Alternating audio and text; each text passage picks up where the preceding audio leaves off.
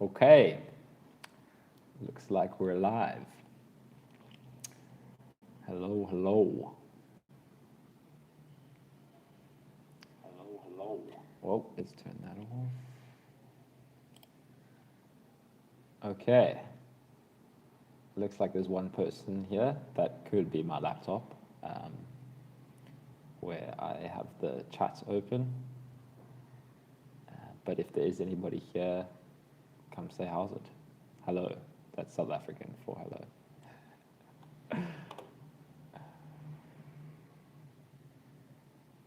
See if anybody's here.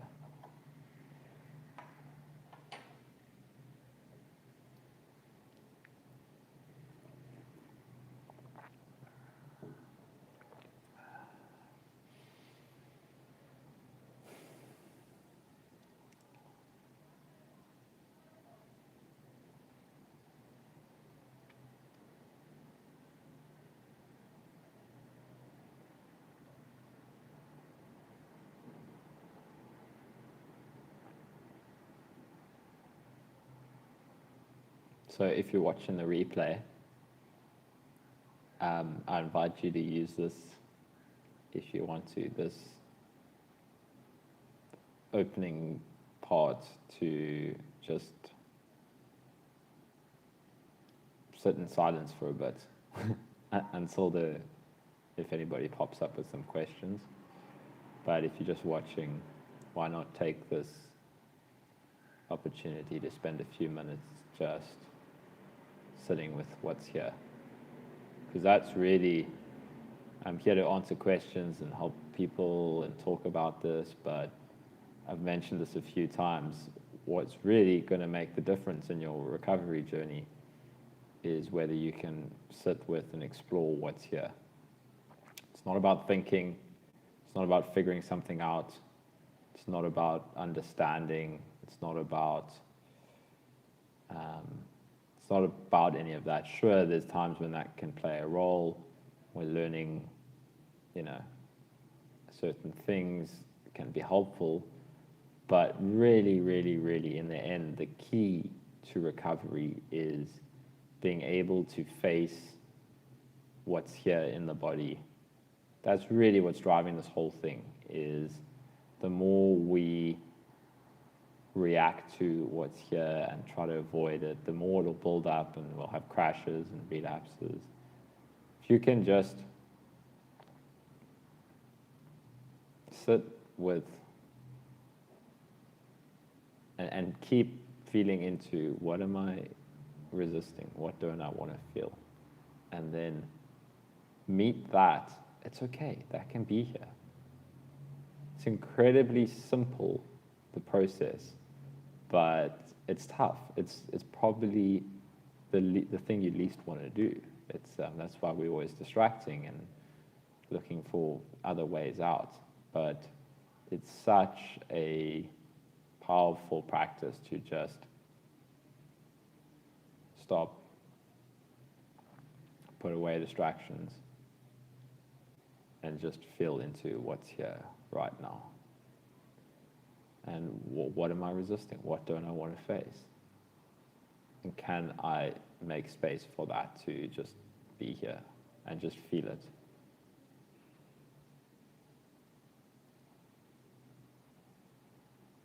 And the key is really not trying to change anything, not trying to make something happen. And it can be so difficult when there's loads of symptoms or we're feeling really, ramped up, the nervous system's on high alert and whatever. I'm trying to think back to how it would used to feel when I would try to sit and wouldn't want to. But we're not trying to make anything happen.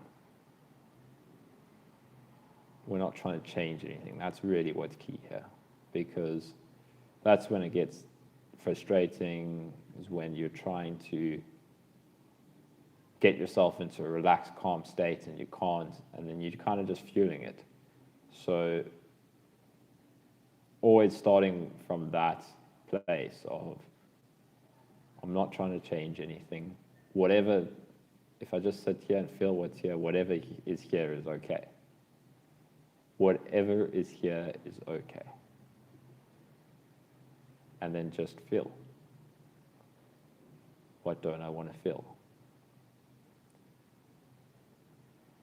What am I afraid to face? What am I avoiding? And then if you've noticed something, sensation you don't want to feel or something coming up, just open up to that. It's okay. It's okay to feel this. Maybe some emotions start to come up. This is so tough. I hate this. This is scary. It's okay to feel that. Just let yourself feel that, and know and work with that. It's okay. I accept you. I give you space to be here, whatever emotion it is. And you don't need to change the emotion. You don't need to get rid of the emotion. You don't need to fight the emotion or whatever's here, the sensation or whatever. Just feel it. And again, a really helpful tool is to actively welcome it, actively accept it. You can use the thoughts or the mind to welcome it. It's okay. I love you. You're safe. You can feel this. I accept you. And then focus on feeling. And if there's a lot of thoughts, what can be really helpful is to explore thoughts themselves. This is a practice that is really great. You know, if you're just feeling like you want to meditate, you want to sit and feel into the body, but there's just thoughts going crazy. You just feel like your mind's wandering. Turn your attention to where it feels like the thoughts are, and again, don't try and get rid of the thoughts. So that's, again, if I think back to when I was first learning about meditation and when I was struggling a lot, and the worst would be I want to sit and meditate or feel into the body or whatever the practice was, and I'm just thinking too much, and then, I shouldn't be thinking. No. Just turn your attention towards the thoughts and start to, if you notice a thought, wait for the next thought, and then start to explore the thoughts themselves. What does a thought feel like? Or first, it can just feel like slowing down the thoughts. So like, okay, the next thought that comes, I'm not going to just keep fueling the fire of thoughts. And just explore. So slow it down. Okay, it's the next thought that comes. Just stop it, feel it, and then start to explore the texture of the thought. What is the thought made out of? Where is the thought? But you don't have to do too many things. For me, what works really well is, what does it feel like the thought is made out of? So then thoughts are not a problem anymore. They're your entry point. They're your entry point, right? You can really start to take this deeper and deeper and deeper. And it's okay if the mind keeps going, the thoughts keep coming, it's fine. Thoughts are here now. Thoughts are here. Let's explore the thoughts. And then you can kind of just feel the texture of the thoughts. Like where, what does the thought feel like? Just keep going back to that. So that's a great practice for when there's a lot of thoughts, which can feel like a big problem in your meditation practice. Too many thoughts. It's a technique that Angelo talks about in some of his consciousness videos. He's got some great guided meditations in his consciousness playlist, I think. And it's so helpful. It's just like, even throughout the day, when there's a thought, doesn't matter what the thought's saying. Doesn't matter. What is it made out of? What is the texture of what's making that? It can get very interesting. Highly recommended. M. Hey, M. Nice to see you.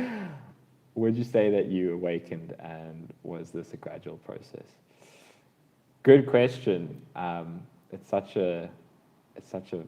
that's why I was laughing now. Would I say that I'm awakened? That's an interesting one. It's a great question. And was this a gradual process? So that's the funny thing about this process is the whole time you're letting go of that part of you that's keeping track of a story and forming an identity, and keeping track of experiences, and building up an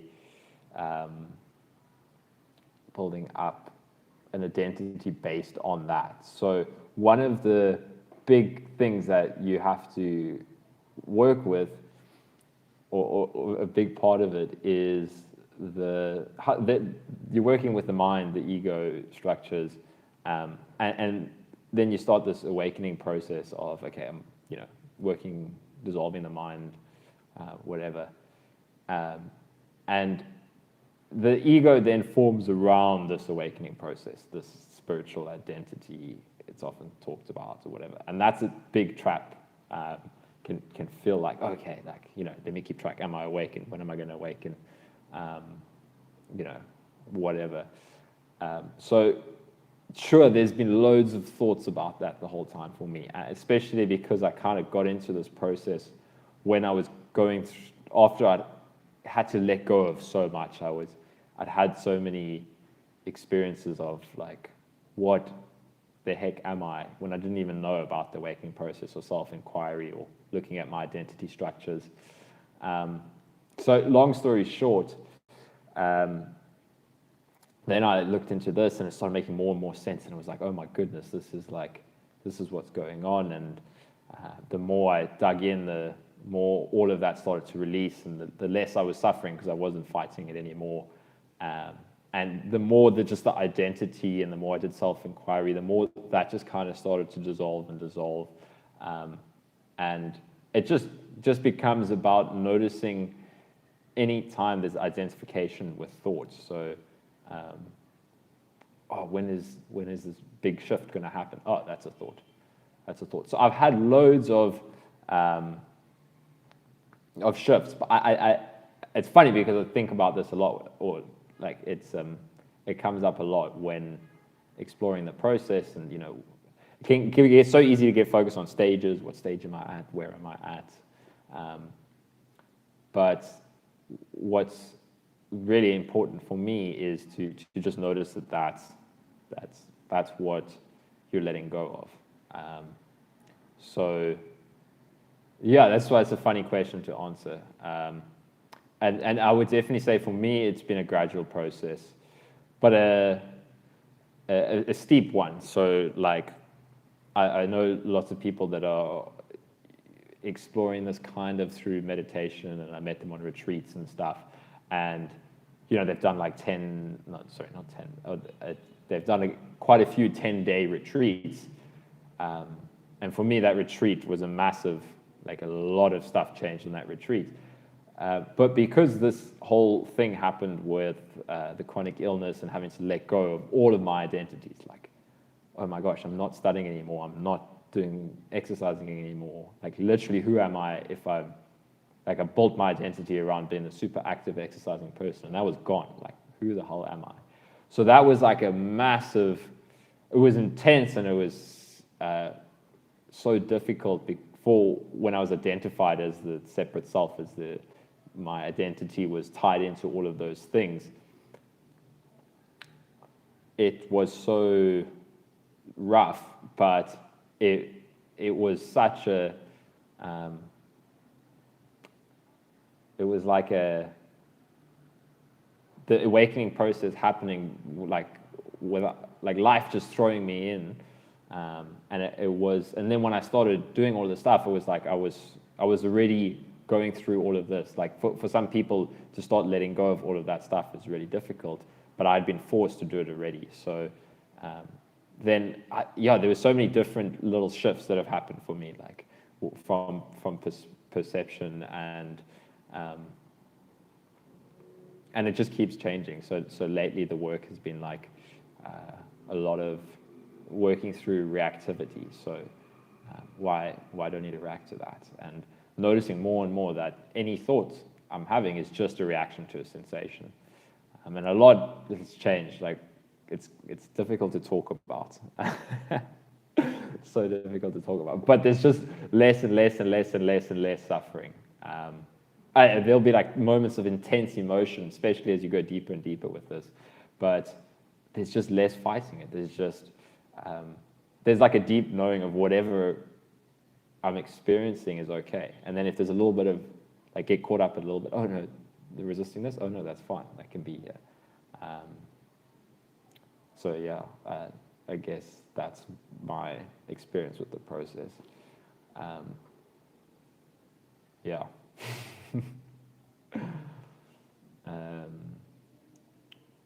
Okay, Galen Georgiev. I'm sure I'm mispronouncing that. I'm so glad I found you. I've made huge progress in the last month where I'm actually able to go back to full-time work and enjoy life. Turned out all my long COVID issues were just in my brain. That's awesome to hear, Galen. I'm so glad that you've made such great progress and are getting back into work and life. Yeah, it's incredible once we realize that, sure, there's a shitload of physical symptoms. Like it's such a key point to make here is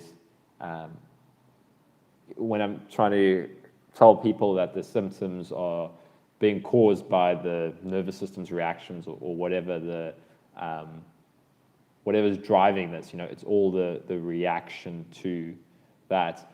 Sure, there's physical symptoms and there can be inflammation in the body, but what is that? If we go back to the root of what's causing all of that, it is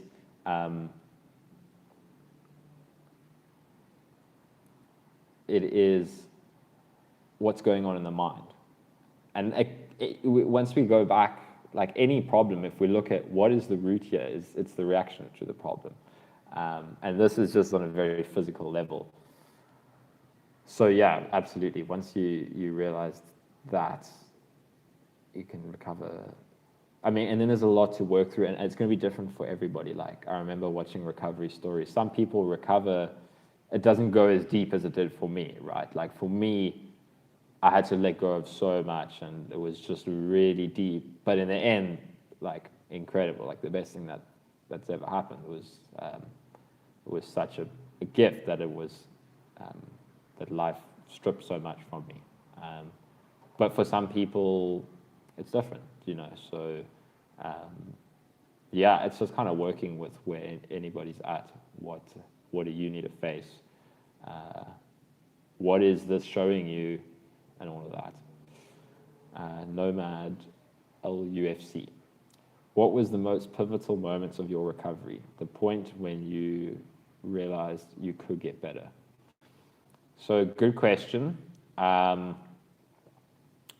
So there were a bunch of like different stages, and it's not like there's a path and stages, and like, oh, I'm in this stage of recovery, but there were just pivotal moments where things started changing. And yeah, what you say there, when I realized I could get better, that was the first big shift, and that was like a year in. Things had gotten worse and worse and worse. I'd gone from I was like, okay, I'm going to take this seriously. I'm going to do whatever it takes to get better. And then it was, just closing down my life, getting smaller and smaller and smaller.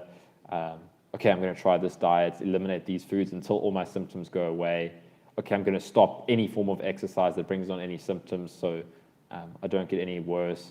And yeah, everything I was reading was saying, and I was like, mine wasn't so bad at first, but it just kept on getting worse the more I decided to take it seriously, because I was feeding all of these beliefs into my nervous system and my mind, saying that, okay, if this symptom triggers, this is bad. And everything I was reading was like, oh, it's going to lead to a big crash. And there was so much fear of reading about everybody who'd had this severe chronic fatigue where they left bedbound for years and so much fear. I've got to do whatever it takes not to get there. So anyways, I kind of eventually started working, I was like trying to find ME or chronic fatigue syndrome specialists that could help me. And eventually I started working with a physio who had experience helping people with chronic pain. And she was really the first one that helped me to really see that this was, that this could just be caused by a really sensitive nervous system, and that all these crazy physical symptoms that I had, that I was convinced was being caused by some spike protein virus or whatever, some mitochondrial dysfunction or whatever I could find on a scientific research or whatever. She was the first one that introduced the idea that, this could be all caused by a really hyper alert nervous system. It can trigger all of these symptoms in the body because of the fear systems in the brain that get so ramped up and all of that. And then I started exploring this a bit. And basically what happened is I eventually kind of accepted that, the more I read about neuroscience and the nervous system and the stress responses of the body and everything, it was just making so much sense. And then what happened is I tried to start exercising, or not exercising full on, but okay, this is all about my beliefs and all of that. I need to start, opening up a little bit. So like, okay, I'm going to walk 10 minutes a day. I wasn't seeing anybody because like a conversation was way too stimulating and whatever. Basically what happened is I started kind of trying to reintroduce things, but I wasn't doing all this other work that I talk about now of meditation and feeling into the symptoms and stuff. So the symptoms would come and I would have these big crashes. And eventually, after this stage, this is where I really hit rock bottom, where I was like, so much intense symptoms and crashes and just pure hopelessness. I was like, I can't. It was like, I remember it was like 1 year in, or like, it was January 2021. I was so like 15 months in or whatever. And just so much focus on it's been 15 months and I'm still having these crashes and I'm feeling worse than I was before I started focusing on this mind approach and all of that, and just really stuck in that.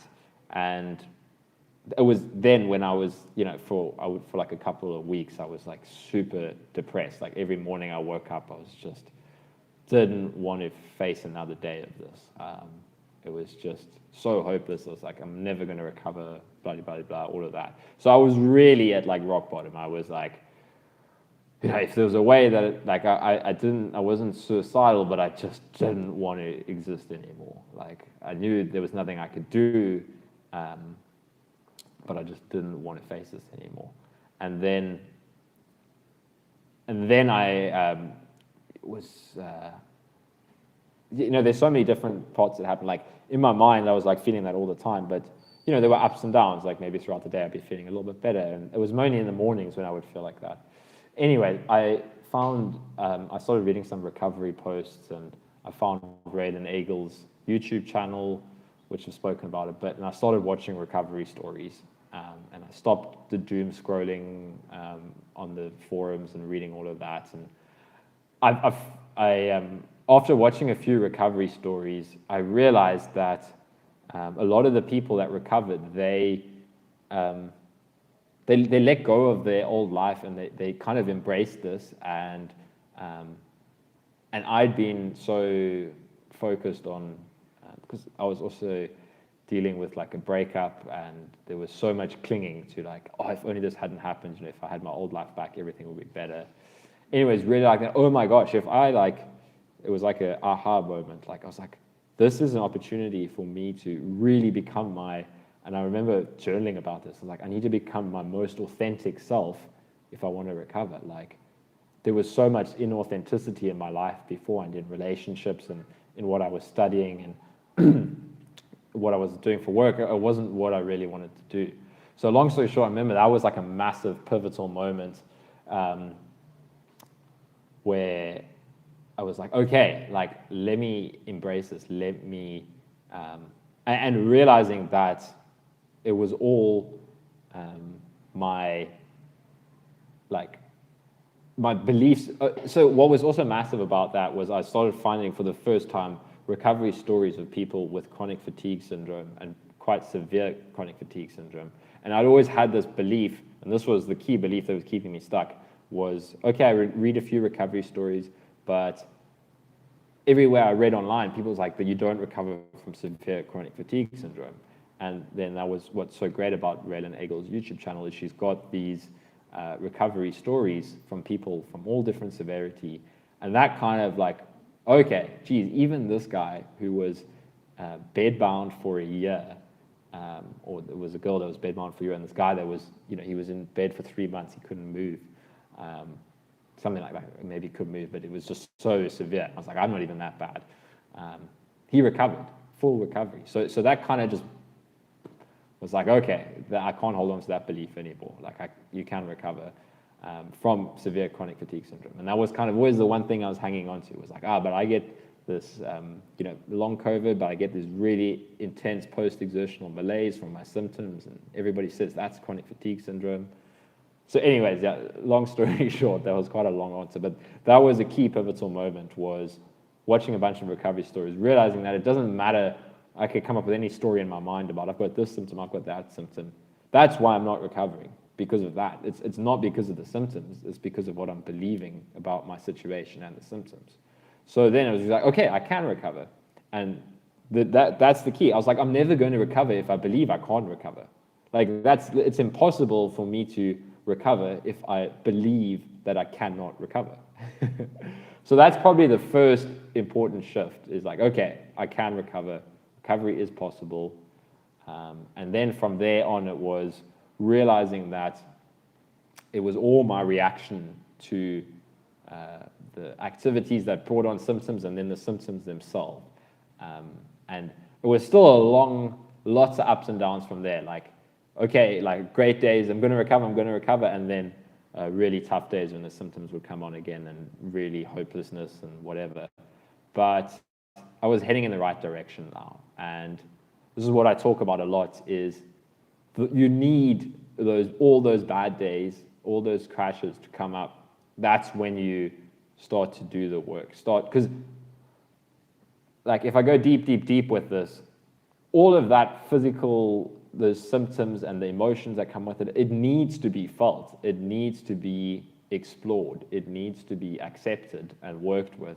And then it kind of goes. And then you have another big thing where all the symptoms come on, and that needs to be worked with and felt. And that's how we retrain the nervous system to not be in this high alert state of avoiding, don't do that, big crashes forming from that. It's like, what is here needs to be felt. And then next time something like that comes up, where there's a little bit less resistance to it, there's a little bit more acceptance to it, and then that's how the recovery process goes. Just keep feeling it, just keep accepting. And really intense emotions, those need to be experienced. So all the time I was thinking like, oh no, so much fear, so much loneliness, so much anxiety, so much whatever. And this is when I started getting more into meditation and the deeper teachings on awakening and all of that, which was teaching me that, oh my gosh, it's all my beliefs and resistances to these emotions. Like, this is, like, the ups and downs are always going to happen. You're not just going to suddenly have a life with only pleasure, which we seem to try and create. Like, okay, I'm only going to have a nice life with happy emotions. That's what's causing all the suffering. Once we start to accept the difficult emotions and exploring them and realizing that, oh my gosh, there's nothing wrong with feeling loneliness. There's nothing wrong with feeling intense sadness. There's nothing wrong with feeling fear. It's really the resistance. At first, it will be really difficult because there's so much resistance built onto those emotions. And that's what's so uncomfortable, is that emotion comes up and we've learned and we've got so much conditioning saying, don't feel this, this is bad, this must go away. And then we can't choose what emotions here and control what we're feeling. So that's why it's so scary and intense. But as soon as we start to yield to those emotions and just accept them and welcome them and just feel, and it's the same with the physical symptoms, just trying to fight and control what's here. No, I should be feeling like this. I should be calm and relaxed. Like even when we start to realize that, oh, this is all nervous system related and I need to calm my nervous system. You can get stuck there, and I did. It's like, you got to let go of control and just accept what's here. Just feel what's here. When I was trying to, okay, I need to calm my nervous system. I was stuck there for ages, and probably part of the worst periods was then. So yeah, that's kind of how the recovery process goes, is just realizing that, oh my gosh, it's all the trying to control, the fighting, the trying to pick and choose experience, trying to manage what you're feeling. If you can just start to welcome whatever is here, and some intense emotions can come up, like you can, and that's fine, it needs to happen. So yeah, that's a long answer on the pivotal moments of recovery, I suppose.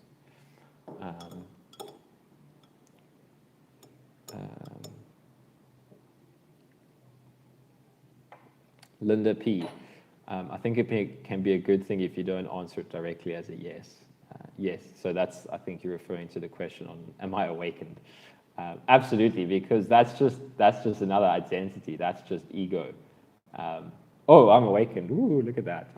It's that's why the deeper you go on this process, the funnier that becomes. When the mind, especially if you're doing something and the mind's like, oh, look at me, look what I just did. Like that's so good. It's just like, look at that. That's just thoughts. Yeah, I think that's what you're talking about. Matt says, interesting answer. Thank you. You're welcome. Machiavelli. Hi, Kyle. Were feeling positive emotions like gratitude important for your recovery? And how important is it? I just got here, so don't know if you already discussed it. Great question, Machiavelli. I'm glad you asked that because I want to talk about that. So there's a key thing to get here, and my answer overall is yes, but it's really key in that we're not trying to only create positive emotions. So this is kind of the thing with brain retraining courses. They're on the money about, trying to retrain the responses and all of that. But where people get stuck is there's then the resistance to the negative emotions and the negative thoughts and the resistance patterns and the fears. Like, if I want to recover, I must only feel positive emotions.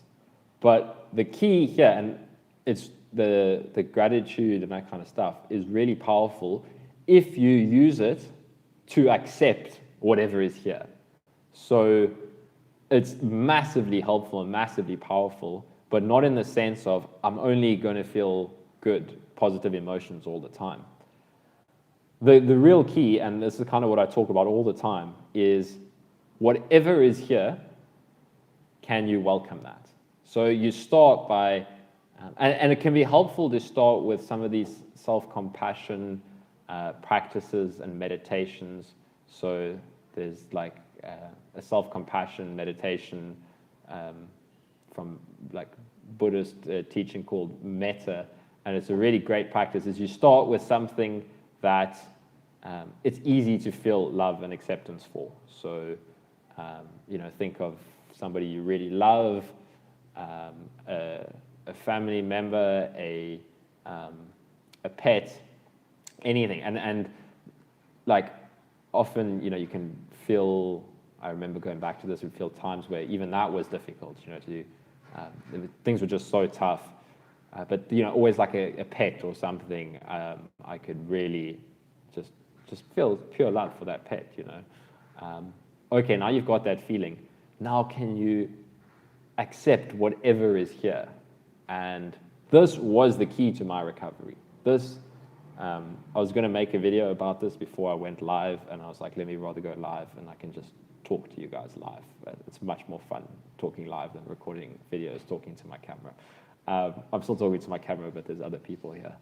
But that's exactly what I wanted to talk about, was the real key to recovery is, so the practice that I was doing, my brain retraining practice, so I did a brain retraining course, and what was great about it is it really forced me to do the work. So I made a video the other day saying the most important thing in recovery is actually doing the work. So you can watch the videos, you can learn this and that and whatever, but when you're actually going to start recovering is when you actually start to work with what's here, work with the symptoms, work doing meditation practices, all of that. So that was what was great about this. I did the DNRS course, and already I'd had some shifts in my attitude and all of that. So like, okay, whatever happens, I'm going to make the most of this course. I don't care if there's things in it that don't resonate with me. That's what's keeping me stuck, is my beliefs. It's all about beliefs, right? So if I just take whatever's in this course and apply it in a way that's going to benefit me, that's how people recovered through the brain retraining. I'd seen so many people recover through brain retraining, and what was key was you can decide, oh, I'm going to do this course, but I don't think it's really going to work. Well, then it's probably not going to work. So anyways, I was already using that approach, and one of the things was like an hour a day, practice these brain retraining exercises. So I started doing that, and that's when I started recovering. But what was key was I started to, the exercises were pretty rigid and pretty technical, like do this, do this, do this, and there was a lot of good stuff in them, but to kind of just find what worked for me, what was key. So anyways, to get to your question, I was starting to there's a lot of like visualization practices and that, and eventually let go of that, and I don't think that's as important. What really started to work with me, and I was combining these loving kindness meditation practices and all of it until I was doing like an hour a day where I would just sit down and I would start to feel into my body, and I would just start to try and feel this acceptance and love. So I could start by just saying like, I love you, I accept you. And like, can I feel that as much as possible? So can I say, I love you? Like imagine saying it to somebody I really love, I love you. And I can say that to whatever's here. I love you, I accept you. It's okay, you can be here. You're welcome to be here. You know, I give you space to be here. And just kind of working like that. And that's when I started to recover. And then when something would come on and the symptoms would come on, that's okay. I accept the symptoms. I welcome the symptoms. And then this combined with meditation, which is super, super helpful, probably a massive key to my recovery as well, because then I wasn't identifying in the mind so much anymore. I could see when I was getting caught up in my thoughts and my resistances, and then I could start to work like that. So, and then, yeah, gratitude. I started to realize that, you know, any experience is actually just a miracle. Like, I was really interested in science this whole journey. I was like along this whole journey, I was, you know, the physical symptoms were getting worse and worse and worse. And that's why I say it's actually such a roller coaster if I look back. But the whole time it was kind of like, even early on and through the middle, you know, there'd be really shitty, hellish weeks. But the whole time it was kind of, in South Africa, we have load shedding where the power goes off. So that's just what happened. Oh, Christ. Bear with me. I need to reset this. Yeah, I knew the power was going to go off. Wow. Okay.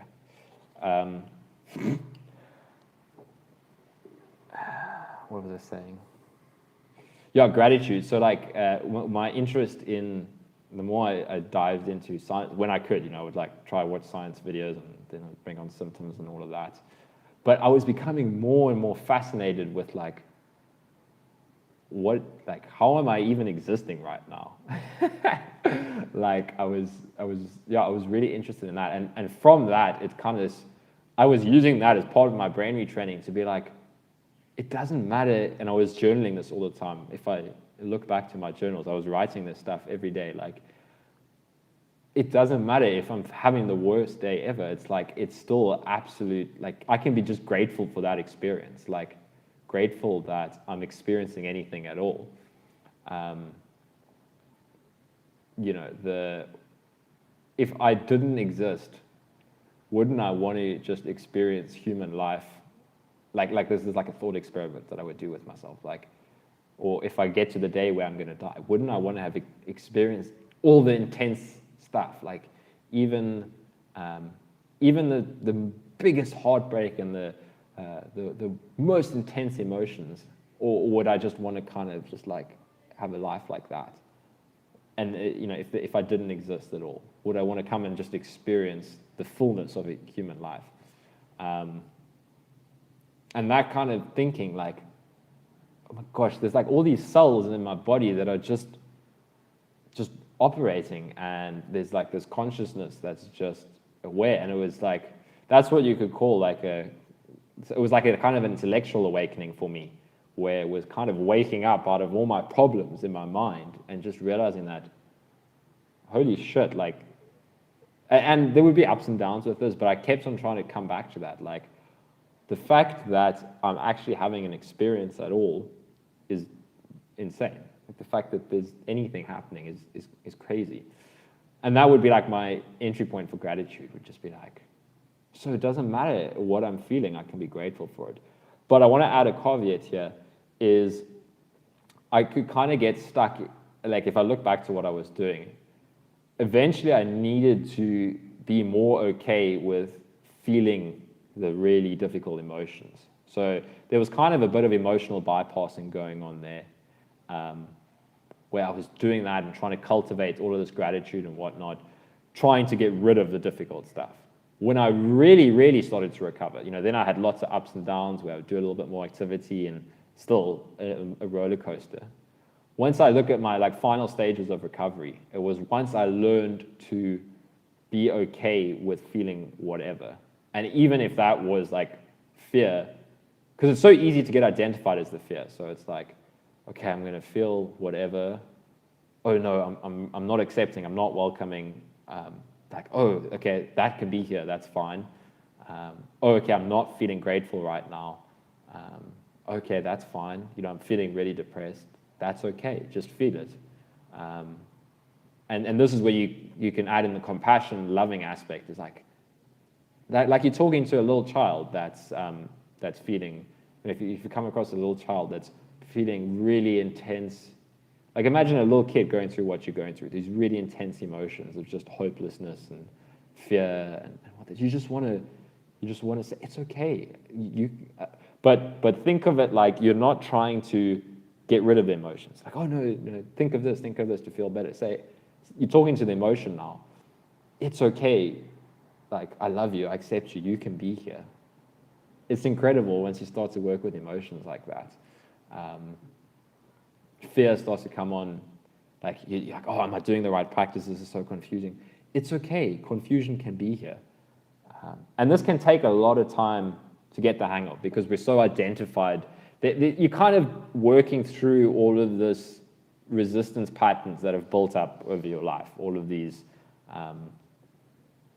you know, we've become conditioned, like just as a whole, we kind of all operate like this, and we learn it from each other as we're growing up, that we must repress emotions. I mustn't feel this, I mustn't feel guilt. Well, if I feel guilt, oh, this is bad, I must do something to not feel guilty. Like, oh, it's okay, no. Once you actually just feel any emotion, it's incredible. So another long answer there, but that's my talk on positive emotions and all of that, and how powerful it can be to use specifically like compassion to accept any emotion.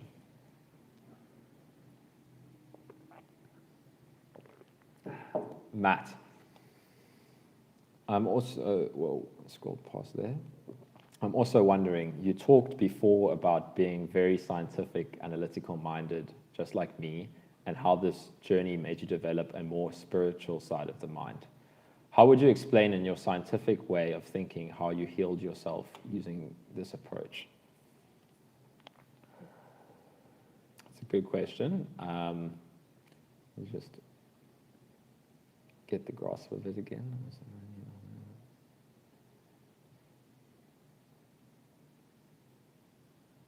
How would you explain in your scientific way of thinking how you healed yourself using this approach? So I've kind of touched on it a few times already, but just to answer that directly, like understanding that everything that was going on in my body that was causing all of these symptoms was being caused by my nervous system,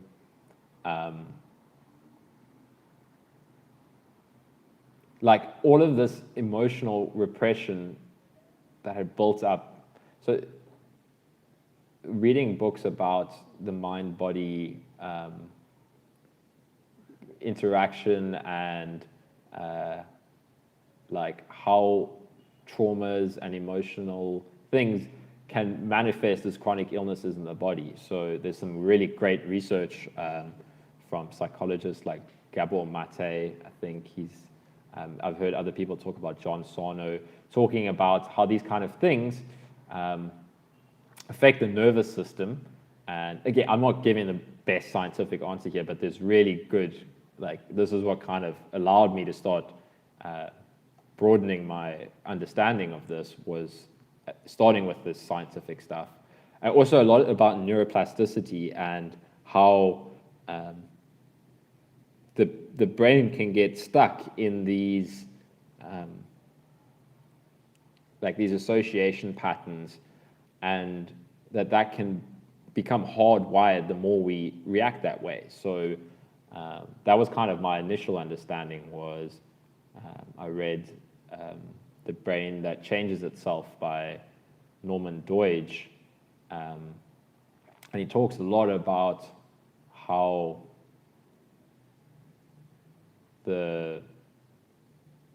and then the DNRS program as well focuses on this as well.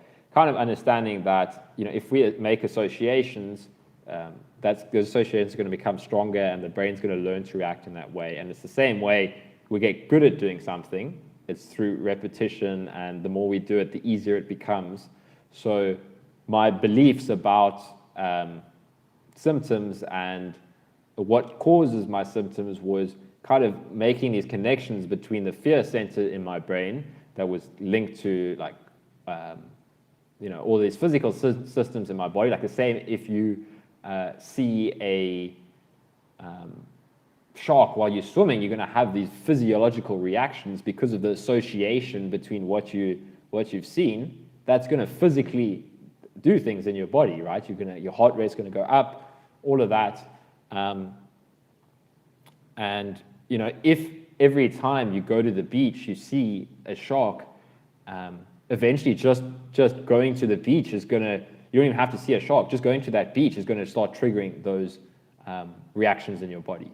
And then, you know, you're going to stop going to the beach. And that's kind of exactly what was happening with my response to this whole thing. Was like, you know, this belief formed that every time I do like exercise and it raises my heart rate, that triggers symptoms. And then eventually it kind of starts cutting back even more. Like the brain starts to learn, because it's like, okay, that's dangerous. And the more you read online, like, this is dangerous, this is dangerous, you're teaching your brain. Like if you learn like, oh, okay, this animal is dangerous, and you just read about that online. If I see it, it's bad, and then you see that animal, it's going to trigger that. So this was kind of implementing all of these beliefs, and then again, like I didn't even have to exercise, just doing this would start to trigger that, and then it gets smaller and smaller and smaller. So that's kind of one take on the scientific understanding of healing through this approach. And then so what you're trying to do, so if I'm talking about how the approach that I'm sharing of meditating and working with symptoms and feeling into the body, what's the science behind that?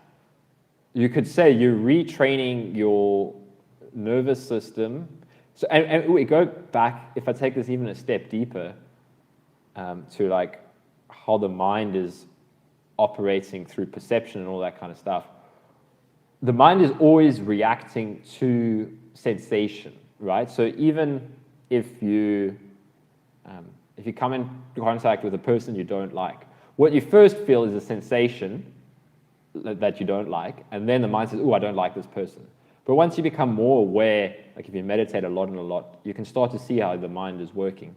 So what you're doing by this practice of being okay with feeling sensation, you're retraining your mind to not, because that's always happening unconsciously. So your mind's unconsciously responding to the sensation.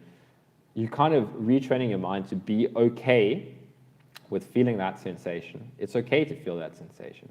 And then unconsciously, so the more you practice that consciously, sitting with the sensation, not reacting, noticing your reactions, being okay with it, then when you're walking doing whatever, so if we're talking about specifically chronic illness, and the sensation starts to come up before you're even aware of it, then the mind starts to react, I'm having symptoms, I'm going to have a crash, this is bad, I mustn't do this, I mustn't do this.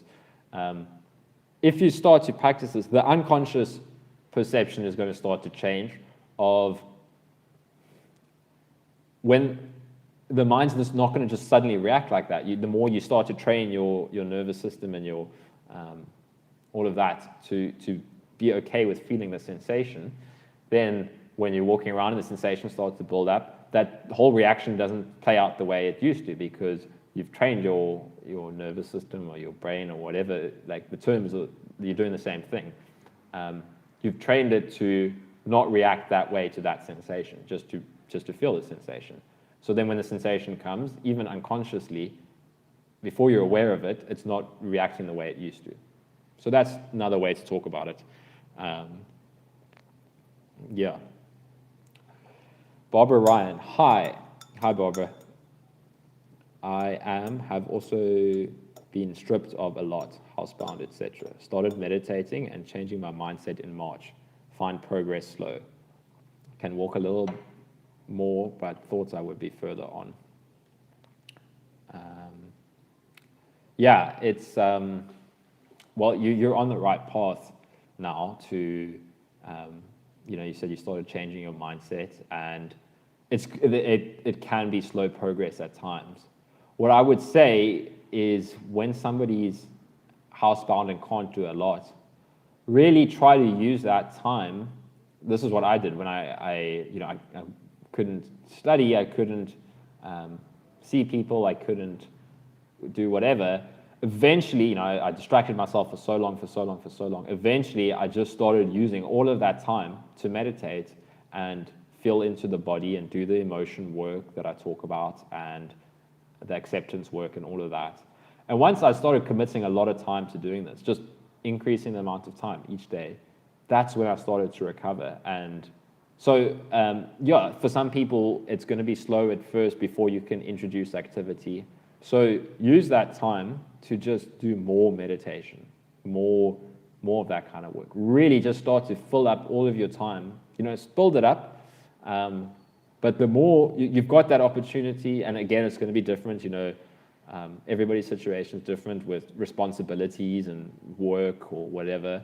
So I don't know anybody's personal situation, but use whatever time you have to focus more and more on that kind of thing. And then once you start to introduce a little bit of activity, you're going to be able to work, because then you need the symptoms to come up, and then you're going to be able to work with the symptoms that come up. Retraining, as I was just talking about, you need to feel those symptoms. It's okay. That's just my take. Matt, yes, watching interviews from Raylan Egel has helped me a lot as well. I would recommend everybody watching them. Yeah, definitely agree, Matt.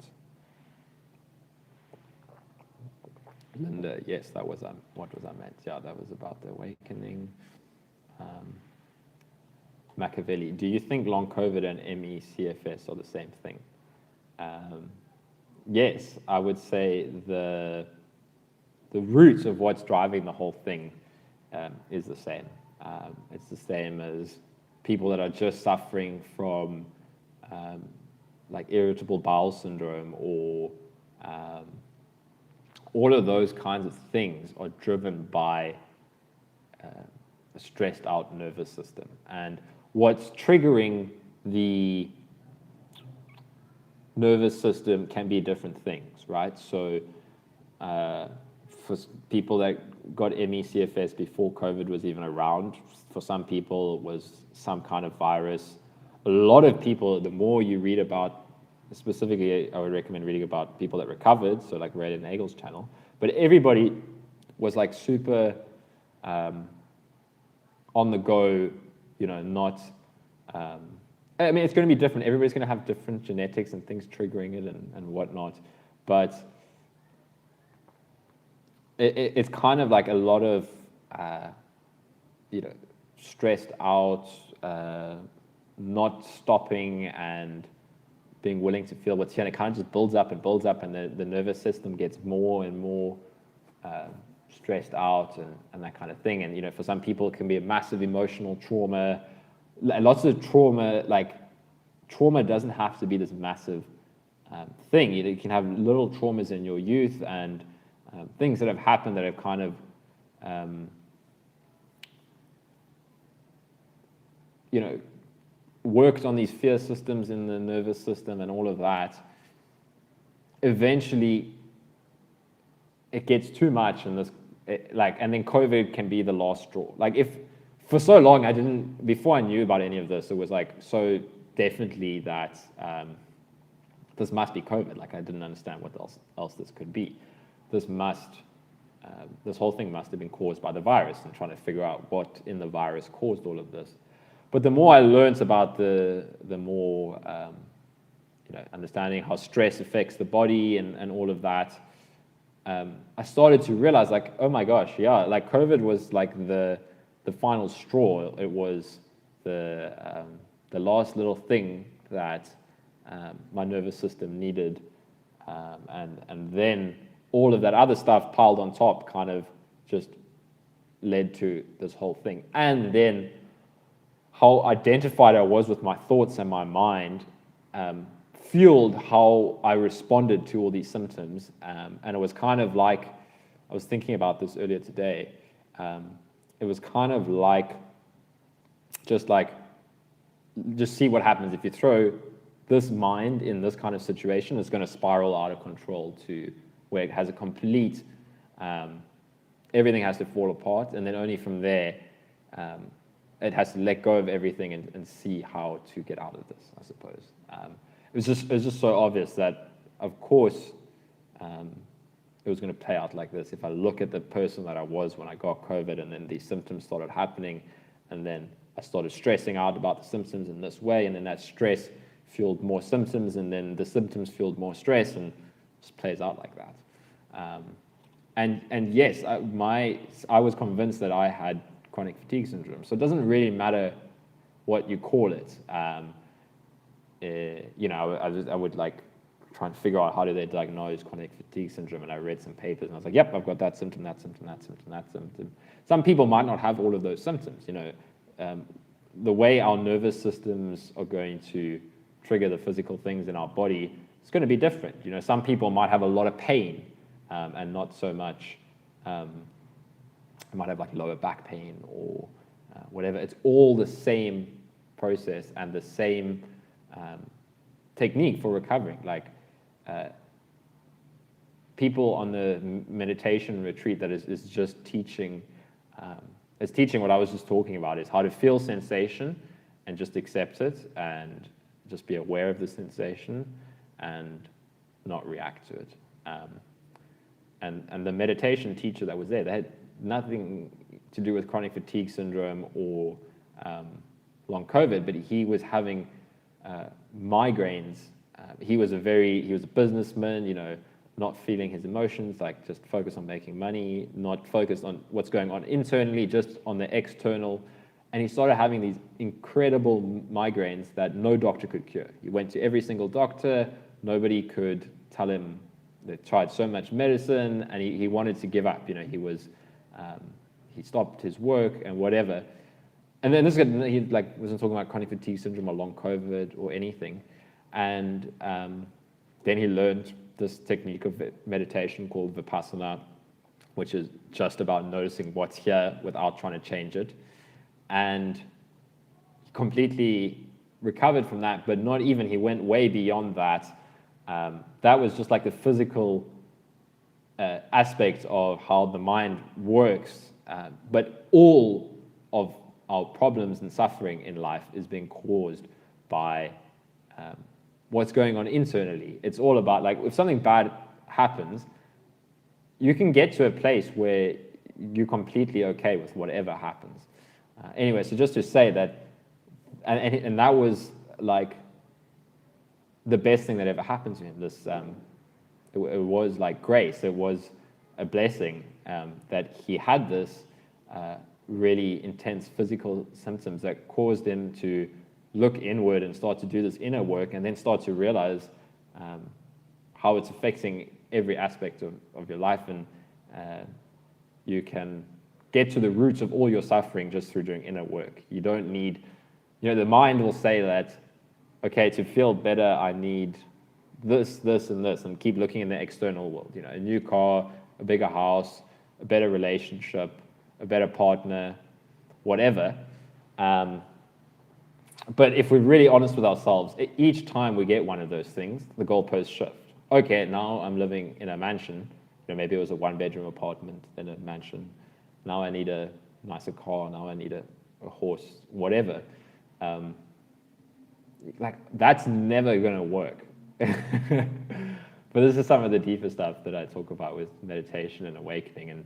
And you can address that. You can, through meditation, and once you start to dive deeper and deeper, this can be a blessing. Like, oh, okay, these physical symptoms force me to take a look at what's the root of causing all of this, and you can really get to the roots of everything, of your own suffering.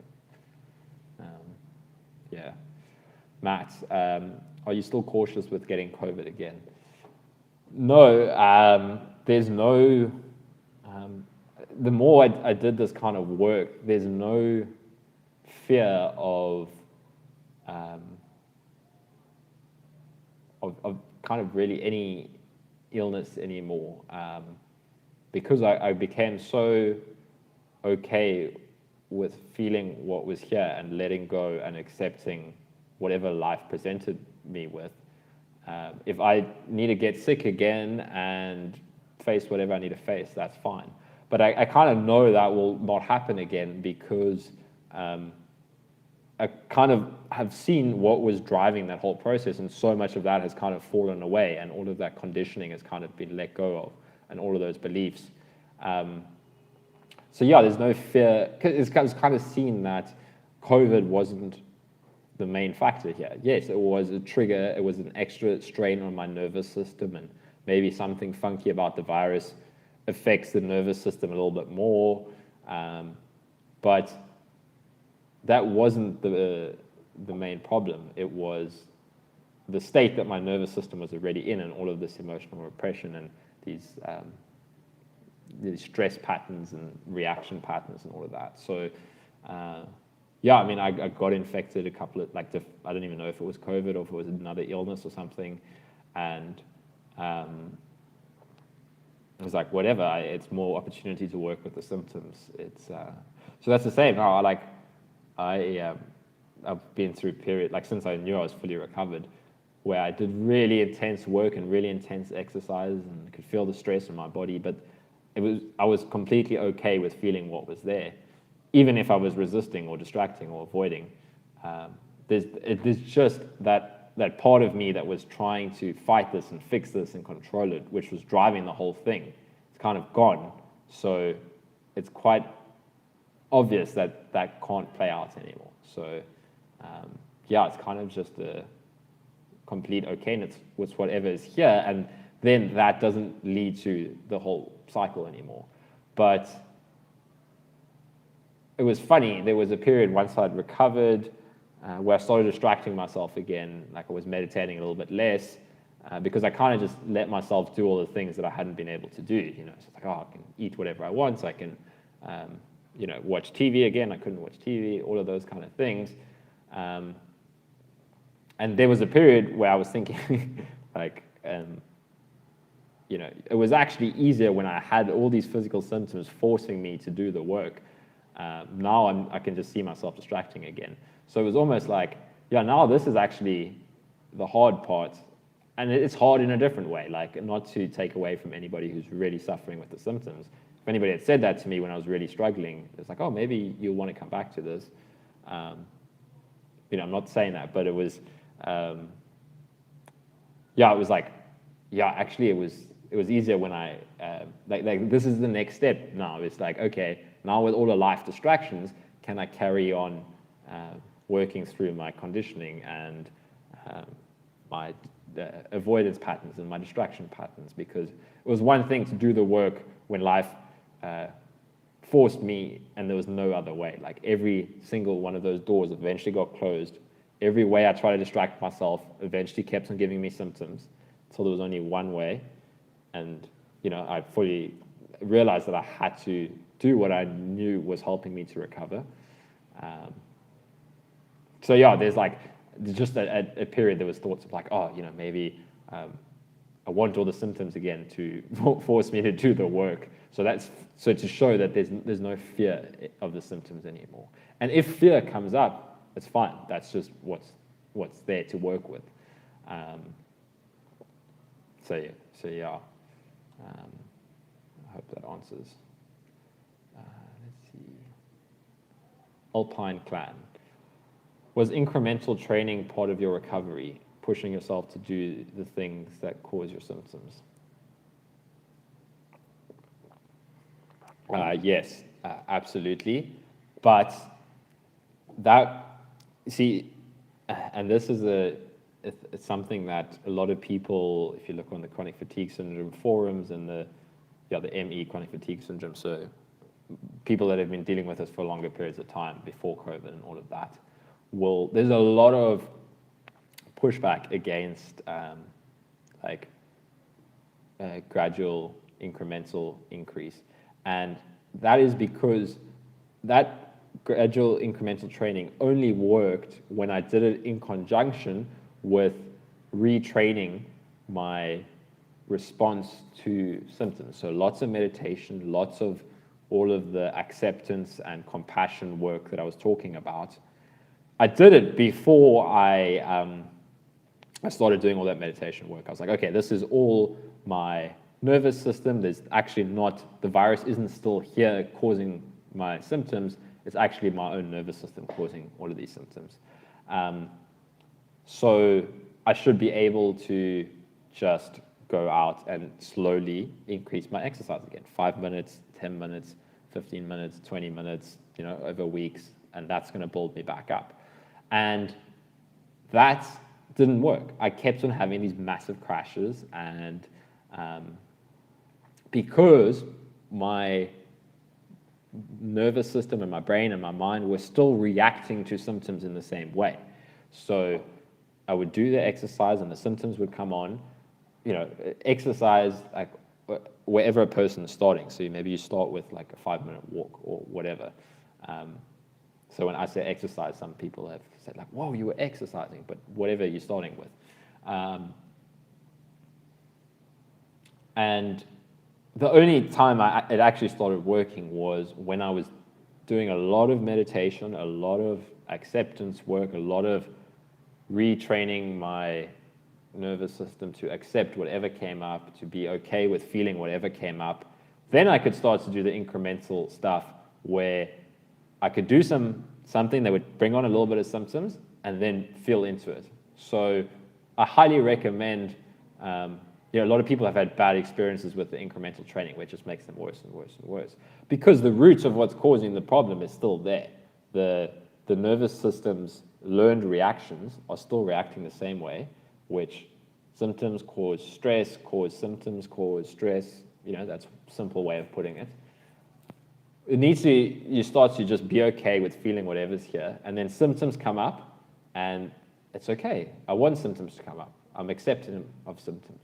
So if somebody's really struggling with that, I would recommend doing more meditation, doing more acceptance and compassion work, dedicating more time to that. When I was doing like 2 hours, 2.5 hours a day, sometimes more of that kind of practice, then I could start to push my exercise a little bit more. Then I could go for longer and longer walks, and then I was getting on the bike again, because, and it starts to, now it becomes a positive cycle. Okay, symptoms are here, it's fine, I accept them. But it's also going to be a roller coaster. You know, some days would just be lots of emotion, lots of negative thoughts, and eventually learning that needs to come up as well. It's kind of all of this conditioning that needs to come to the surface. I need to see everything that was kind of unconsciously driving my reactions and be okay with that. So yeah, what really helped me was, once my mindset changed, so after doing the DNRS course, and then I also did a short 5-day meditation retreat, so I was already kind of on the recovery path, but still up and down, up and down, up and down. Wasn't really making massive progress. I kind of, okay, I was doing a little bit of walking and driving and that kind of stuff. But what really helped from the brain retraining course was actively wanting symptoms to come on. So purposefully doing something that I knew was going to trigger symptoms, and then working with the symptoms that came up. So starting small. So that's, for me, one of my massive things was, okay, I can do things when my heart rate's low. I can go walking, I can do that. But anything that triggers my heart rate, no ways. So that was my big thing. So I was like, okay, what's a small dose of this? It's like, let me just do some jumping jacks to get my heart rate up for like 10 seconds, and then see what that brings on. And at first, this led to some crashes and that kind of stuff. And then when I started meditating more and being okay with feeling what's here and learning to welcome whatever came here, and accept the symptoms with kindness and compassion, then I could start to do that more and more. So that work is really key. That's like the foundation, is all of that stuff. And then once you started working through all of those, accepting and whatnot, then you can start to, okay, I need to do something that's going to trigger symptoms. Bring that on. Okay, I can work with the symptoms. No. That's kind of the recovery process. And eventually, as I got better and better, okay, now I can exercise, now I can do this. Then because now eventually those kind of things go away. So again, the recovery process now becomes a positive cycle. And then that's why eventually I was like, okay, let me do anything that could cause symptoms. And again, they would be like, oh shit, have I done too much? And then, okay, I can feel that. So like, I was so focused on sleep for such a long time, which was helpful, but eventually realizing that, I could have a late night and do whatever and not sleep well, and that's fine. And then eventually I was like, okay, I can do anything. Like, I can drink alcohol and have a hangover, and that's fine, and eat like shit, and that's fine, and exercise super hard, that's fine. But that was late stage recovery. Like, that was once I kind of knew I was recovered, and then, I would be surprised, like, oh shit, like, I exercised really hard and I'm sleeping badly tonight. Okay, I need to be, like, look, there's my next trigger. Like, okay, that's just what's happening. I need to be okay with that. So that's kind of the, how to do the integration with introducing incremental training with meditation and compassion practice. Julian, what's up, Julian? Nice to see you. Hey, dude, at the moment, I realize that in my meditation, it's hard to get in contact with my emotions. Music and dancing is better for me. I definitely see the point that it's so important to accept emotion, but how? Well, yeah, music and dancing, that can be great as well. Often, so I would say, yeah, do that. Like, if that's easier for you, if that's what's working, do it. But often what happens in meditation is we're like looking for specific emotions or something, when it's, and we're seeing from, we're not seeing from where we're seeing from. So what I mean by that doesn't sound like it makes sense, but we can start to get irritated. I'm not seeing any emotion. Like, this isn't working. I can't feel the emotion. Then just, okay, how does that make me feel? Oh, okay, that's irritation. You don't really need to be finding specific emotions. Just feeling into the body, and again, initially it can be difficult to feel into the body. So, like, what happens if I just sit for half an hour, no distractions? If you haven't meditated much, if I think back to me, that makes me uncomfortable. So that's what you need to work with then. It's like, why am I uncomfortable? What makes me feel uncomfortable with sitting for, what am I afraid of? Oh, okay, that's fear. Like, just working with whatever's there. So it doesn't have to be too technical of finding an emotion and working with that or whatever. Just, what am I resisting? Why? Let me just sit. And that's why I recommend starting with like a breath-focused meditation or whatever. But if we're just doing the work of feeling what's here, the stuff's going to come up on its own. And then we're often going to be seeing from the perspective of that. So confusion. This doesn't make any sense. I don't know what I'm supposed to be doing. Oh, that's what I'm supposed to be accepting. And accepting doesn't mean getting rid of the confusion. It's just, okay, confusion is here. How does this make me feel? And once you do this more and more, you can start to dig in. So whatever the thoughts are saying that you don't want to think about, so loneliness as an example, let's say, feeling so lonely, I have to,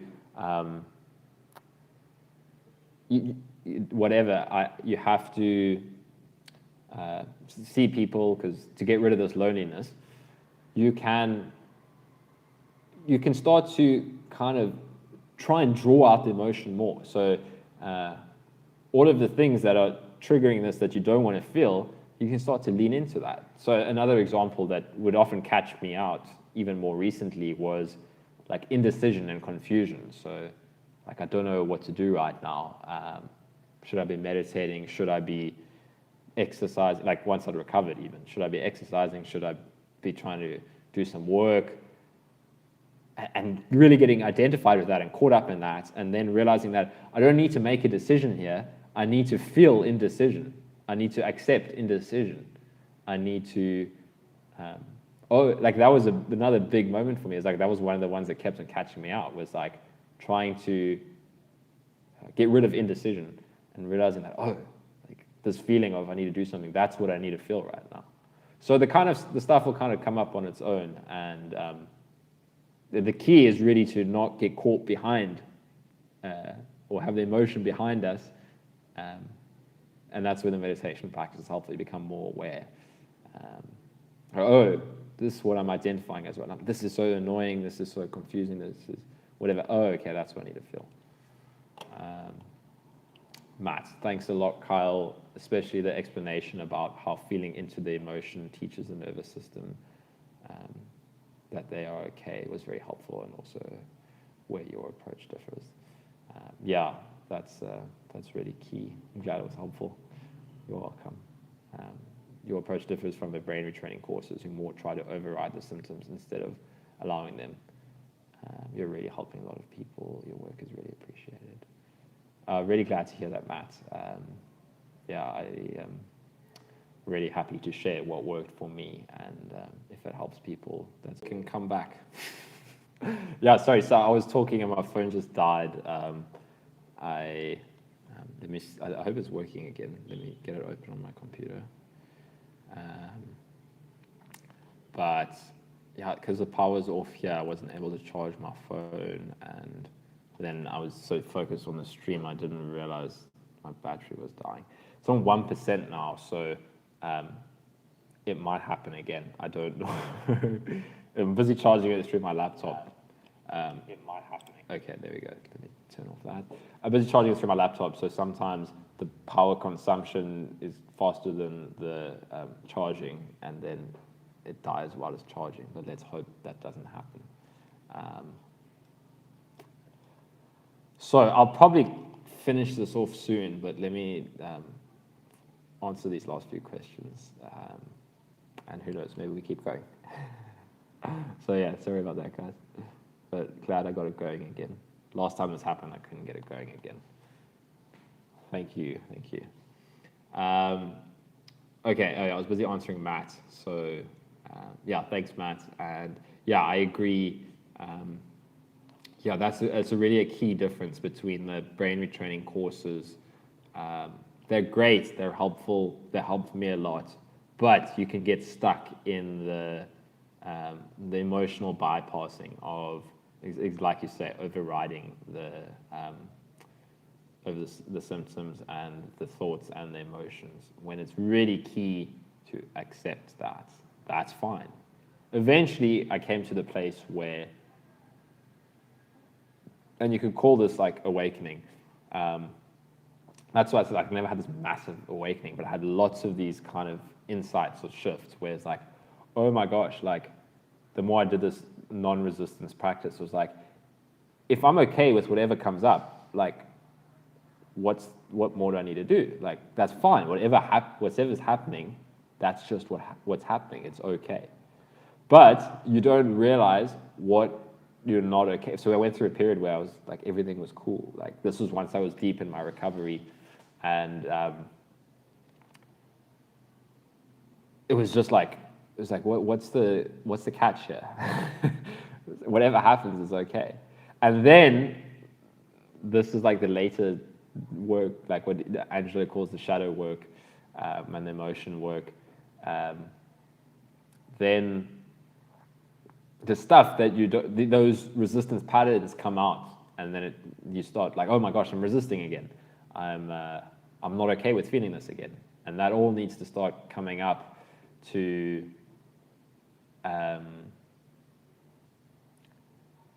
so it can feel like, oh yeah, there's no problem. Like, what's the problem anymore? And then all those conditionings needs to come back up.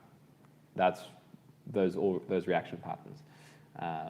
So yeah, it's interesting how it plays out. Where I went through like a period of like, where everything was just like, oh, there's no problem, you know. And there were still ups and downs, but it was a lot less problematic. And then the resistance has started coming up again. And then working through the resistance. Like it needs to come up. It needs to come up.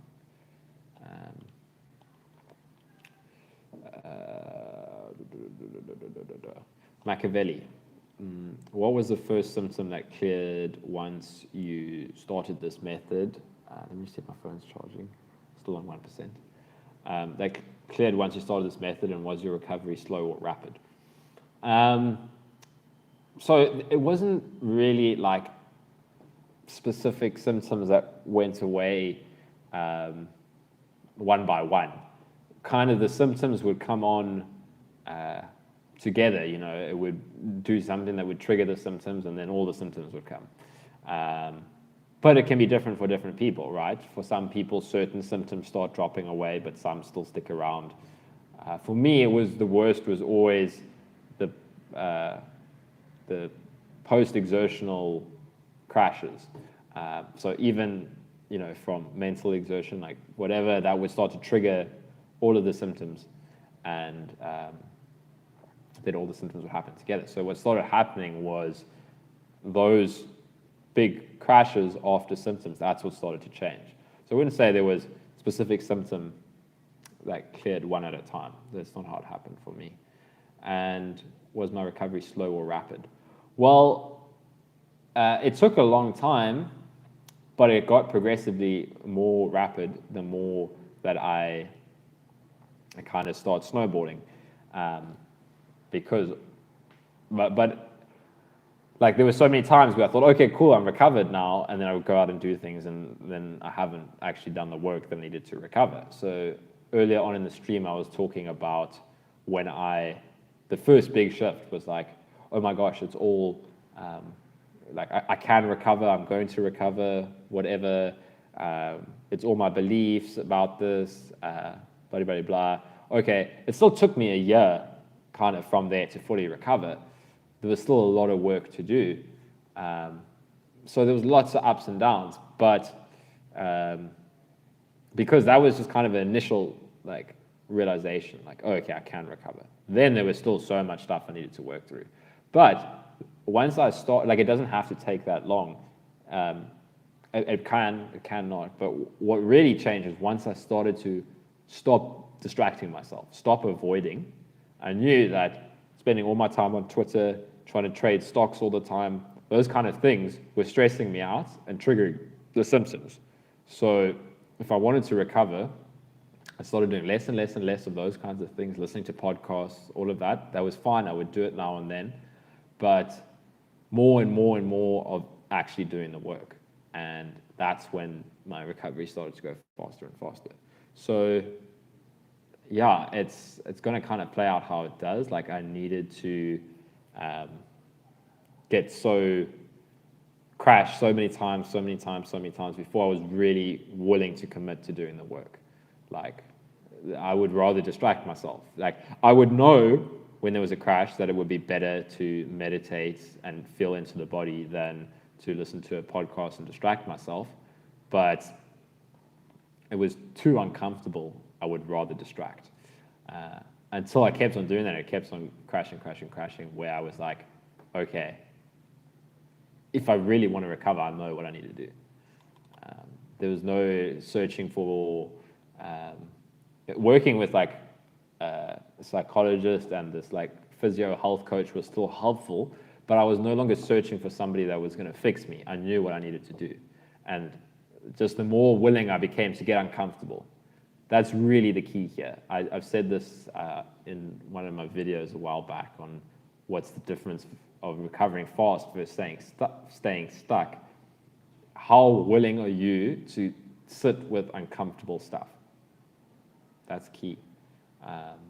If you start to get willing to, okay, I need to face the uncomfortable stuff. I need to sit with what's uncomfortable. I need to go to that place I don't want to go to. You'll know, like, what are you avoiding? What is it that makes us go online and search for all these solutions? Just sit with that. But it can take time, right? So be patient, but you're slowly going in the right direction if you start to do this feeling without reacting. It's crazy how it compounds. Meditation as well. Like, the more I started meditating, I was like, oh my gosh, I'm so much less reactive. Like, in the past, I just react so much to all these emotions, you know. Would spend the whole day boiling in anger or something because somebody said something that pissed me off. And then once I started meditating more, it was like, oh, look at that, I'm pissed off. What's going on? It was like a trigger to become mindful. It was like, oh, I must be reacting to something.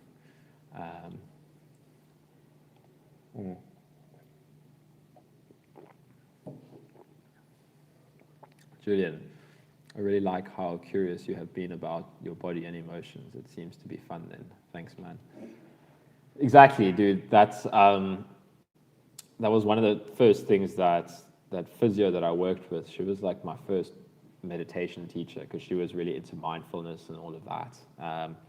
And what she really focused on was like less analytical and trying to solve problems and more curious, just like, what is this?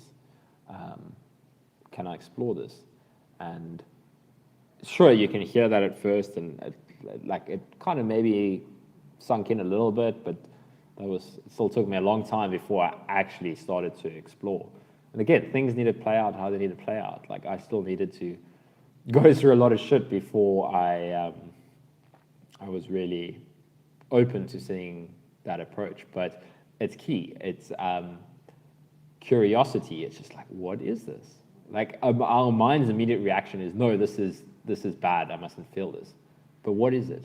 Like, even with pain, I explored a lot of pain on my recent retreat. It was like we were sitting, meditating 10 hours a day for 10 days, sitting cross-legged on the floor.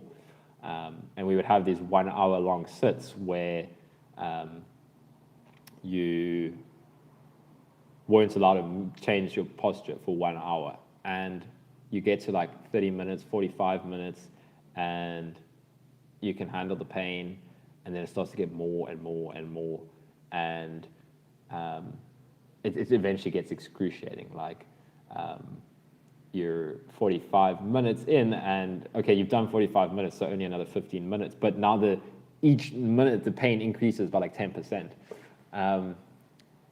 And what's really key is like, why am I fighting this pain so much? And the more you go into the pain and explore it, it's like everything I've been saying. That's why they do those practices, because it's so powerful. It's like the deepest progress I made was in those really painful sits, because I got to see my reactivity coming up of like, oh my gosh, this pain is so bad. When is this going to end? There would be like a gong to end the meditation session, or actually the dude's voice, the meditation teacher. There was like a recording, and we were all like, the mind just immediately starts listening for when is that voice going to come, and you start to hear like a crack of the speaker. It's about to happen, and what you realize is that's all making it worse. If because the pain is already there. So the pain is there, and then me thinking, oh, I wish this pain wasn't here. How much longer? When is this going to go away? Is it going away? Is it going away? Like the meditation is going to end when the meditation ends, and me thinking is not going to change that, right? So it was a deep realization of reacting is not helpful at all. It changes that. Like the pain is here and it's going to be here until the end of the session, and me thinking about the end of the session is not going to make it come any closer. What you really got to do is get into the sensation. Just what is the sensation? And stay in the sensation. Anytime I was in my head, it was because I didn't want to be in the sensation. So that's just a little, some personal experience recently with even something as intense as pain. And it was crazy, like it would be excruciating pain, and then the one day where I really just no reaction and was able to just stay in the body sensations, the pain kind of just went away. And it was like bizarre. It was like, what the fuck, how does all that pain, like where'd it go? So it's crazy to see how like, yeah, it's all about reaction and stuff. So so I would do this with like stretching, to go back to when I was in my recovery journey. I would do like hamstring stretch or something where I'd get to the point where it feels really painful. And then what is that pain? Like, why is it so uncomfortable? Like, I would get into it for a bit and like, okay, it's just a really, really intense sensation, right? But it's so uncomfortable when I'm in the thoughts. So I'd get into it for a bit. Okay, I can feel that. Interesting. It actually feels kind of interesting when I get really close to it. And then I get into the thoughts like, oh, how long am I going to hold this stretch for? I'm going to do it for a minute. Wow, this is really uncomfortable. But it's uncomfortable when I'm in the thoughts, when I'm not in the sensation. So yeah, you can kind of use that with anything. Curious, just explore the sensation. And really, anytime you're in thoughts, you can know that. So now this has kind of been my practice more recently, is noticing whenever, like throughout the day, if I'm thinking about the future or the past, it's because there's something right here, right now that I don't want to feel. It's crazy. Like it's so easily to link it now that I'm thinking, and I can immediately track back into the body. Oh, I don't want to feel that. I don't want to feel that. And then I do feel that, and it's fine. So yeah, just from my experience, I guess. Okay, let's see. Kuiper.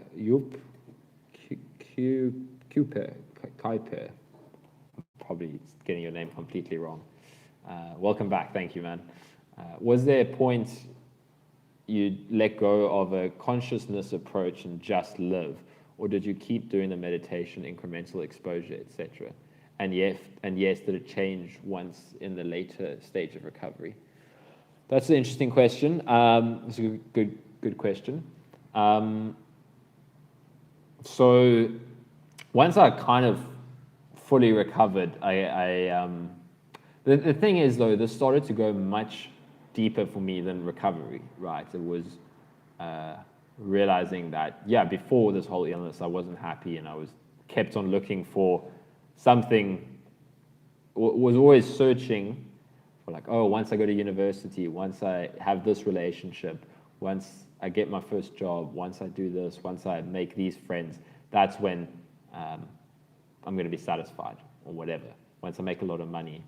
And I realized through this whole process of losing everything and then going in deep with the spiritual meditation work and learning about what was causing all my suffering, I eventually realized that none of that is going to satisfy me. Like I could get everything that my mind says I want, and eventually that's not going to be enough. I'm going to need something else. So this kind of thing went so much deeper, and that's what I talk about awakening. That's what that is. It's like there's another way you can start to get at the roots of your suffering, and you can become free of all of that. So for me, eventually it wasn't really that much about recovery anymore. So it was just entirely about like, oh my gosh, there's this other way, and realizing through direct experience that what these meditation teachers were saying was true. It was like, you don't need to believe anything. You can just see for yourself how it's all working. Yeah, so it was never like I was just gonna, like I kind of knew that, okay, I'm gonna get recovered and then I can just live, but I still gonna follow this because I know that this is all that really matters for me, if that makes sense. But that being said, so that's kind of just the one thing. So it wasn't kind of like, oh, I'm recovered, I can stop doing all of that stuff now. It was like, that was just one aspect of it, was the recovery.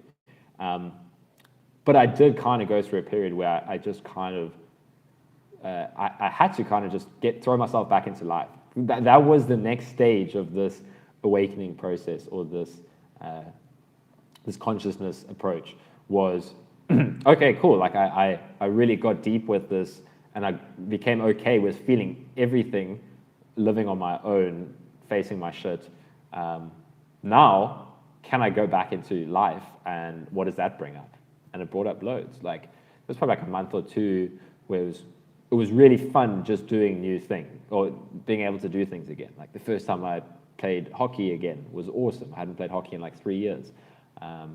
Tennis, whatever, doing all of these things again was really great. And then now all of my my triggers from, doing work again, like went back to one of my old jobs and interacting with people, and all of that started bringing up stuff again. But now it wasn't really about chronic illness. It was like, okay, these are my triggers now. And for a while, I wasn't meditating as much. I kind of just let myself live a little bit. And also there wasn't the pressure of symptoms anymore, right? It was like, I kind of spoke a bit about this earlier, but I knew I could just chill and watch TV for a while. So, the distraction patterns kind of came back a little bit. And then that's why I went on this retreat recently, as I was kind of in this like, yeah, I'm fine, like I'm completely healthy, I can do whatever I want, but I'm kind of distracting myself. There's, I need to take this deeper. So that's why I was like, well, I'm going to go on a 10-day intense meditation retreat, which I've been looking at doing for ages, and eventually my work opened up, where kind of the season, my work is seasonal and finished, and I was like, okay, now's the time. And it was the best thing I ever did, was put myself in this place for 10 days where there was absolutely no distraction, no talking, no cell phone. And it was intense. It was no distraction. I had to face whatever came up. And there was no, I couldn't even distract myself with thoughts because, I'm just sharing from my experience here again, the whole day we were just doing meditation sessions. And so it was like, have a really intense session, and I could be thinking during the session, like, oh, just get to the end of the session. But it was like, and then I'm going to sit for another hour and another hour and another hour for another how many days. So those thoughts, again, kind of what I was saying earlier, is like those thoughts are not helping. Like, just face what's here. There's no way to distract. And it was intense. There was like some intense shit came up. But it was exactly what I wanted. So that's kind of my approach, yeah. So I, once I'd fully recovered, I kind of relaxed it all and just lived for a bit, but still kind of really focused. Like my main focus was still on working through my reactivity and all of that. And then realizing, okay, I need to commit some time to meditation again. And since coming back from the retreat, that's what I love about retreat, is it makes it so easy to commit more time to meditation in daily life then, because before retreat, I was like, sure, an hour of meditation, that's like, I mean, I know I can do it, but I know I'm going to face some uncomfortable shit. I'll rather distract. And then you do a 10-day retreat where you're meditating for 10 hours a day. And on one level, it's easier once you come back because you face so much shit. It's up and out. So there's a whole massive layer of my reactivity that kind of fell away there. And now I'll like the last few days I've been meditating like 3.5 hours a day, doing long sits because I was like, I was meditating 10 hours a day. So it was great, yeah. So now I'm doing a lot of that, and life is just so much better when I'm not distracting and when I'm just feeling what I need to. But again, sometimes the distraction brings up what I need to feel. So that's my experience. Yeah. So you can do both. You can just live and then continue the consciousness approach in life. Yeah. Julie, exactly. I am on this point now. I know I should meditate, but doing other stuff. How can I be more disciplined, but also not that harsh, and let go on the other hand? Yeah, that's the key, Julian, is finding the balance between discipline and compassion, you know. So again, for me, what really worked was, and I'll be honest, what really got me meditating more was when my motivation became deeper, right? When I was listening to lots of podcasts on people's awakening experiences and people that had really had profound experiences through meditation and deep realizations and kind of coming to the end of their suffering. You call it enlightenment, liberation, whatever. Realizing that this is possible for me as well if I meditate a lot more. So that really started to drive me to meditate more, was strong motivation. Was like, this is deeper than just recovery. And a couple of other things. I've mentioned this book before. It's called The Mind Illuminated. What I really like is the first one. Like, I only read like the first 4 chapters because it's kind of a stage approach. It's like, do this stage of meditation first. Once you finish that, go to this stage, go to that stage. So anyways, the first chapter is all about how to actually commit to a daily meditation practice. So it addresses all of the little things that we will use to not meditate. So just to kind of summarize it, the things that really worked for me was just eventually committing to, I'm going to meditate daily, every morning and every evening, and starting with a time that works, like 20 minutes. So that's why I say start with something you know you can do, so 20 minutes, and then building it up from there. And just like, it doesn't matter. So I wake up and I want to distract, but I would know that I've committed to this now. So it doesn't matter if I don't want to do it. I'm going to do it anyway. That was a kind of helpful point that they made in the book, was, you know, if you're feeling lazy or wanting to distract, just do it anyway. And this can be easier said than done. That's why you kind of need a strong motivation. So just think about, do you, like, when you don't want to meditate, Just think about it. What is more likely going to make you to recover? So yeah, those are some of the points. And eventually, once you just commit to, I'm going to do it. So like every morning when I wake up. So what helps is if you set a specific time. So it's like, okay, every morning I know I'm going to meditate, and every evening. And you can do it like after you shower or something. That kind of helps. Our brain forms like habit patterns, like before bed we always brush our teeth or something, and then that just becomes a natural habit pattern.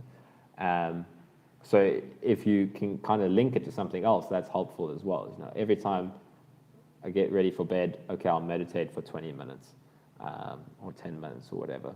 So that's helpful. And what really helped was when I started to, meditation actually became enjoyable. So what that book also helps with is you really start the practice with a couple of intentions, and you start by relaxing the body and just like, it's okay, whatever I feel, there's no expectations here. And you start to focus on some pleasant sensations in the body first, and you just kind of rest with that. And then once your concentration increases, it gets easier. It gets easier. So it gets more enjoyable. But yeah, strong motivation of like, I want to wake up. I don't want to suffer anymore, and it's possible. I've read books and that kind of stuff. So I just see you asked there, can you recommend the podcast? So yeah, what I was listening to a lot was Sam Harris, his Waking Up app. He's got conversations with meditation people, teachers, mostly like teachers. And yeah, that's where I started, was listening to that kind of stuff. And then I really, Angelo DeLullo's YouTube channel, he's got a playlist called Awakening Stories of people's awakening experiences, like everyday people waking up from their, whatever, their I'm not going to define the term awakening again, awakening. Waking up from their suffering, if you want to say it like that. So yeah, those are some cool things to listen to. Is Sam Harris's Waking Up app, which it's a paid-for app, and it's really great. That also helped me a lot. Was there's like a daily meditation thing on the app, so I would do like the daily guided meditation until I started doing my own practice. So that's helpful, guided meditation, and yeah, really cool interviews on there. But then also Angelo's got some really cool awakening interviews. Really recommend checking that out. Cool. Nikki says, this is brilliant. Thanks so much. I love the information you're imparting. I can see where I'm at. I'm distracting massively. You're welcome, Nikki. I'm glad that you're finding it helpful. And yeah, that's we got to first become aware that we're distracting ourselves, and then we can do something about it. And yeah, just be kind to yourself throughout. Like, okay, look at that, I'm distracting. Yeah, like I've been there. It happens, right? A lot. But yeah, you can do this. Thanks, man. Profound. You're welcome. I'm glad. All right. Looks like I finally got to the end of all the questions. Julian, gotcha. Thanks so much, bro. You're welcome, Julian. Enjoy. There's some cool stuff to check out.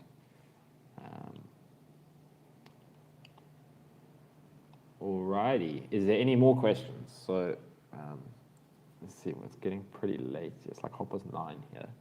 I think I'm going to finish this off soon, but I'll just give you guys a chance. If anybody has a last question or two, you can shoot.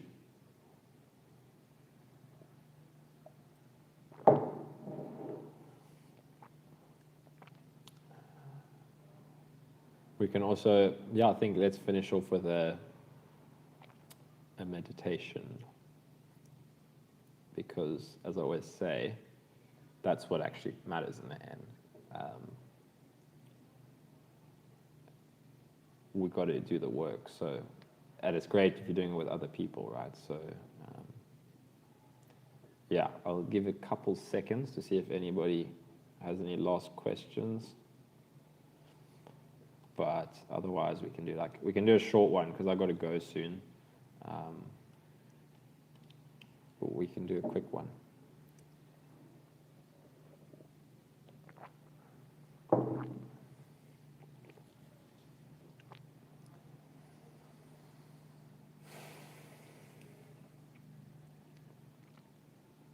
Okay, cool. Doesn't look like there's any questions, so let's finish off with a little meditation. So I'll start with a little bit of guided, and then we can just kind of sit.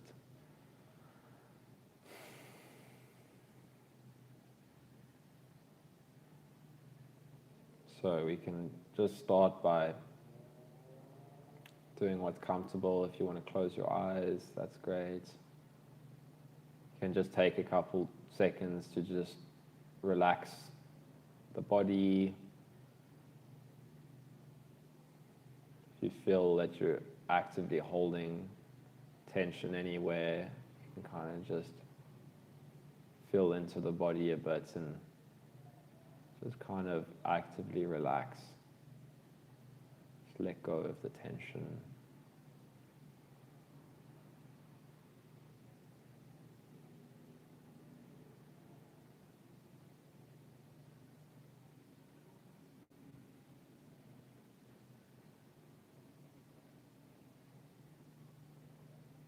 As you're feeling into the body and relaxing it, you can start to notice the breathing. Just feel in the body where you're feeling it most prominently.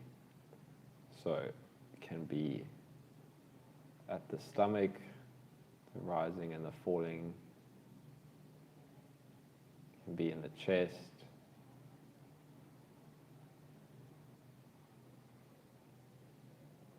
Or can be at your nostrils, the air passing in and out.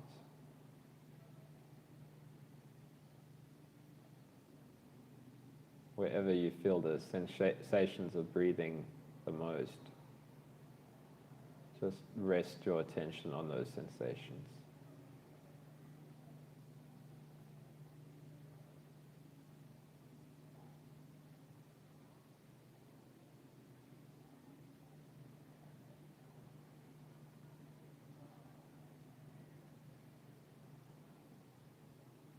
And just stay with the sensations without trying to change anything. Not trying to control anything. Just feel it just as it is.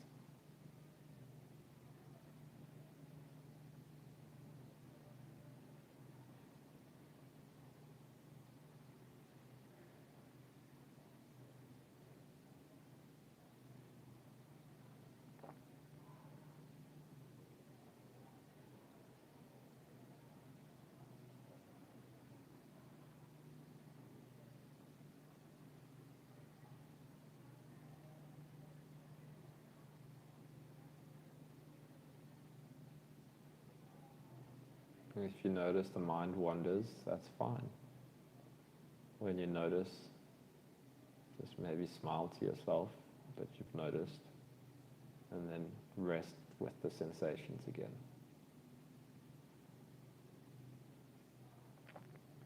See if you can explore the sensations even deeper.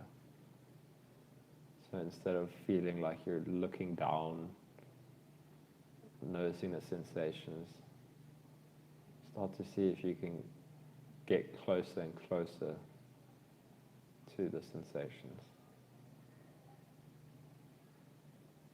Really, just in a relaxed way, you're not trying to force anything. See if you can relax into the sensations. And then you're kind of just resting as the sensations. And it doesn't matter if you feel like you can't do that, just as much as you can explore the sensation.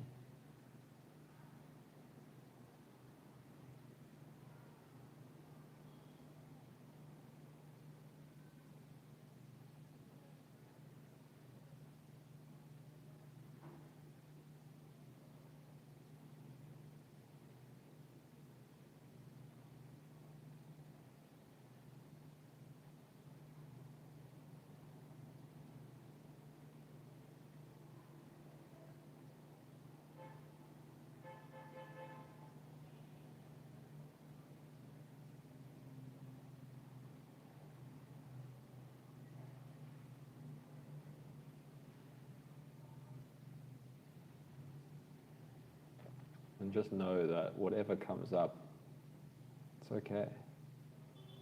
You don't need to fight anything. There's no thoughts you need to get rid of. Just accept whatever comes up and gently return to the sensations.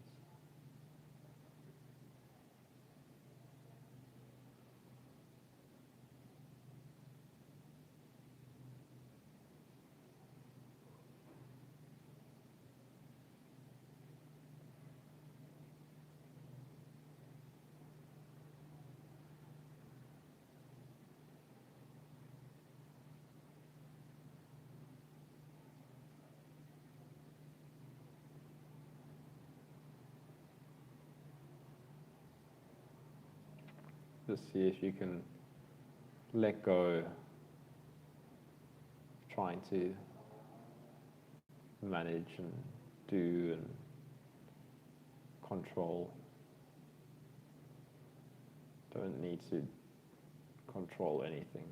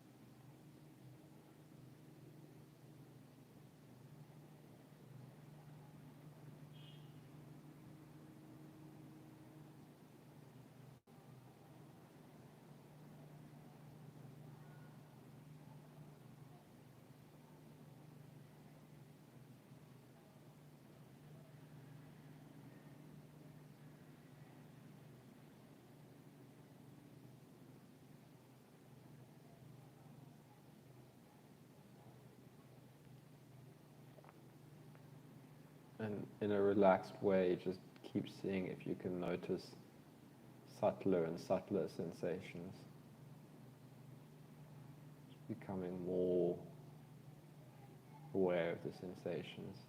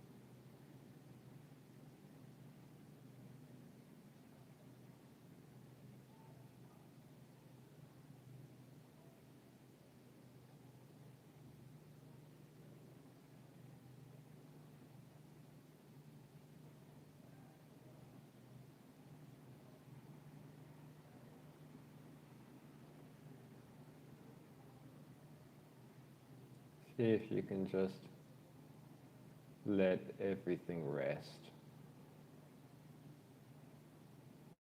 you don't need to make anything happen. Just let this moment be exactly as it is. Whatever it is. Whatever is here. Don't try to change anything. Just let whatever's happening happen.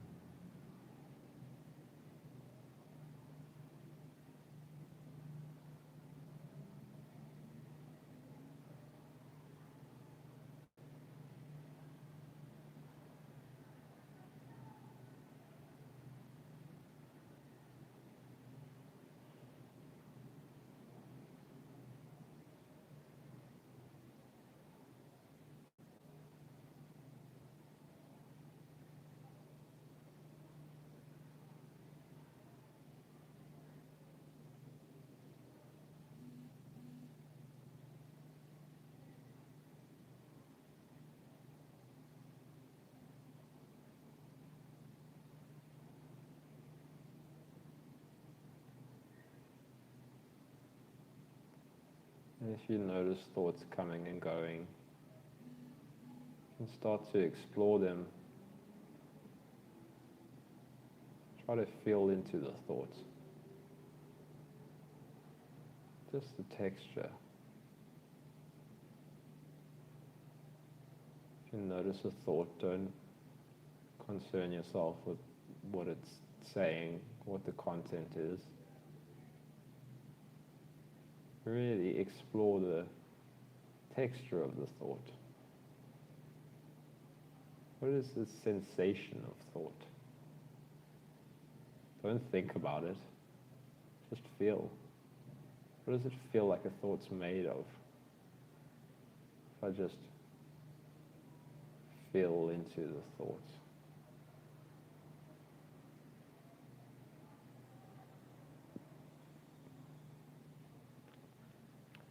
Get closer to the thought. Don't try and push it away.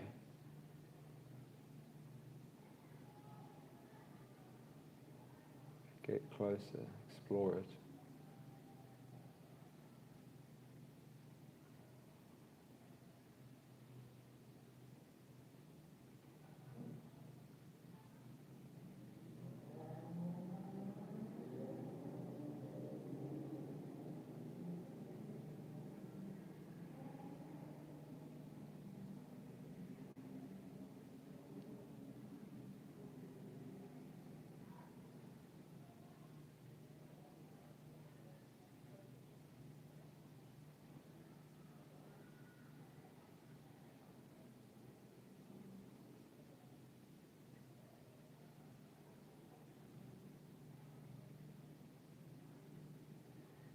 Just let whatever comes up be here.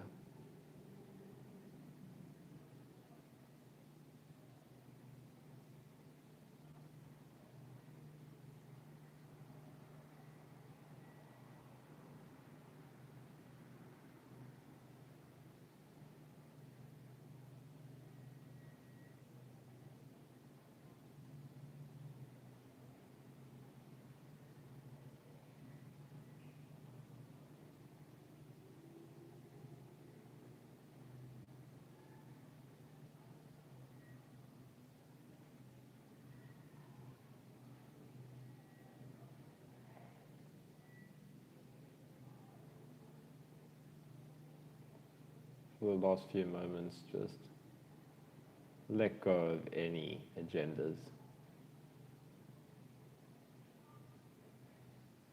Really don't need to be doing anything at all.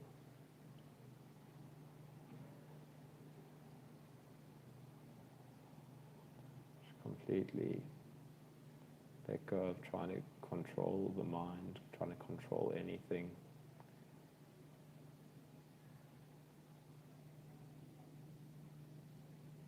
And just rest. Whatever happens, completely okay. The thoughts come, let them come.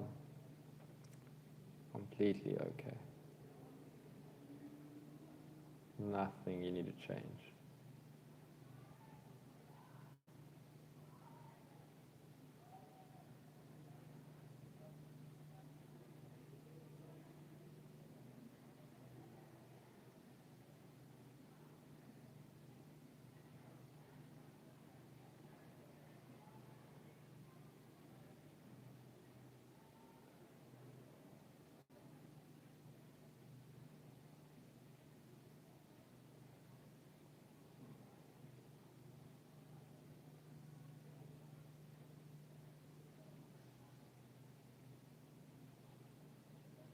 Okay. We'll finish that off there. And as always, if we sit to meditate, when you go back to doing whatever you're doing, try to keep dropping in. It's not like we meditate and then we, and it can be like that, but once you can start to just becoming more aware, whatever you're doing, just stop for a moment or two. What's here right now? If there's thoughts, stop for a bit, explore the thoughts. What does a thought feel like? What is it made of? Again, we're just talking about experience here, not analyzing it, just feeling it. Curious. If you're walking, just try to notice the sensations. If you're, busy, just what sensations am I feeling now? Can I feel into the sensations a bit? Can I rest in the sensations? That's what helped me so much once I started to increase activity again. I was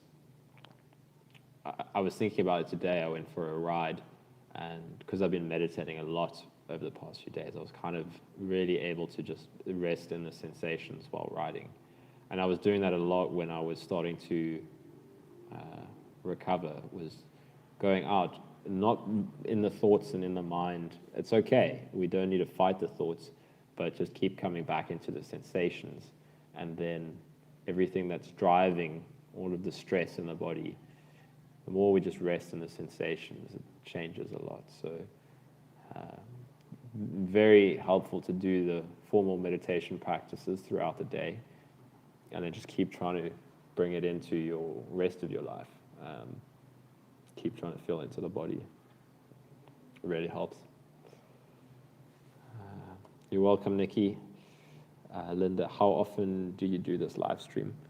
At the moment, I'm kind of just doing it whenever, really. I'll try to do it weekly at least, but sometimes I might do it more often, maybe twice a week.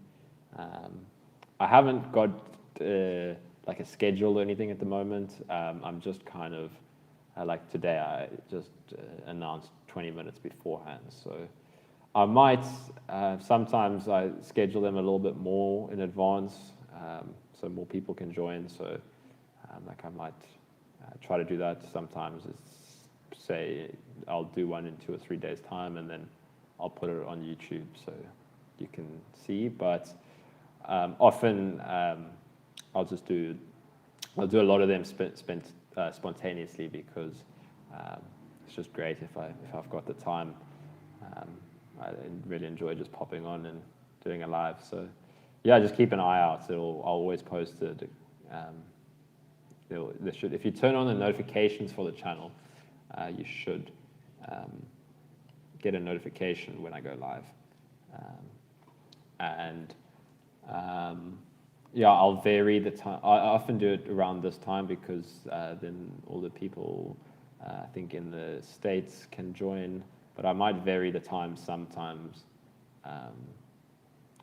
Yeah, just depending. So just keep an eye out.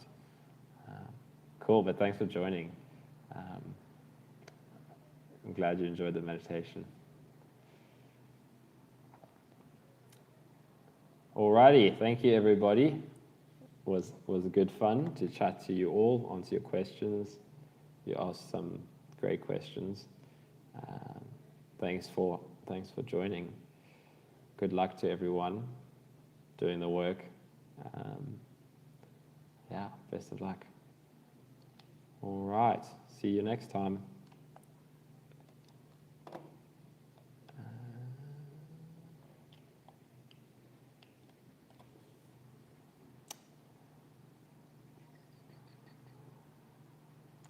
All right, goodbye.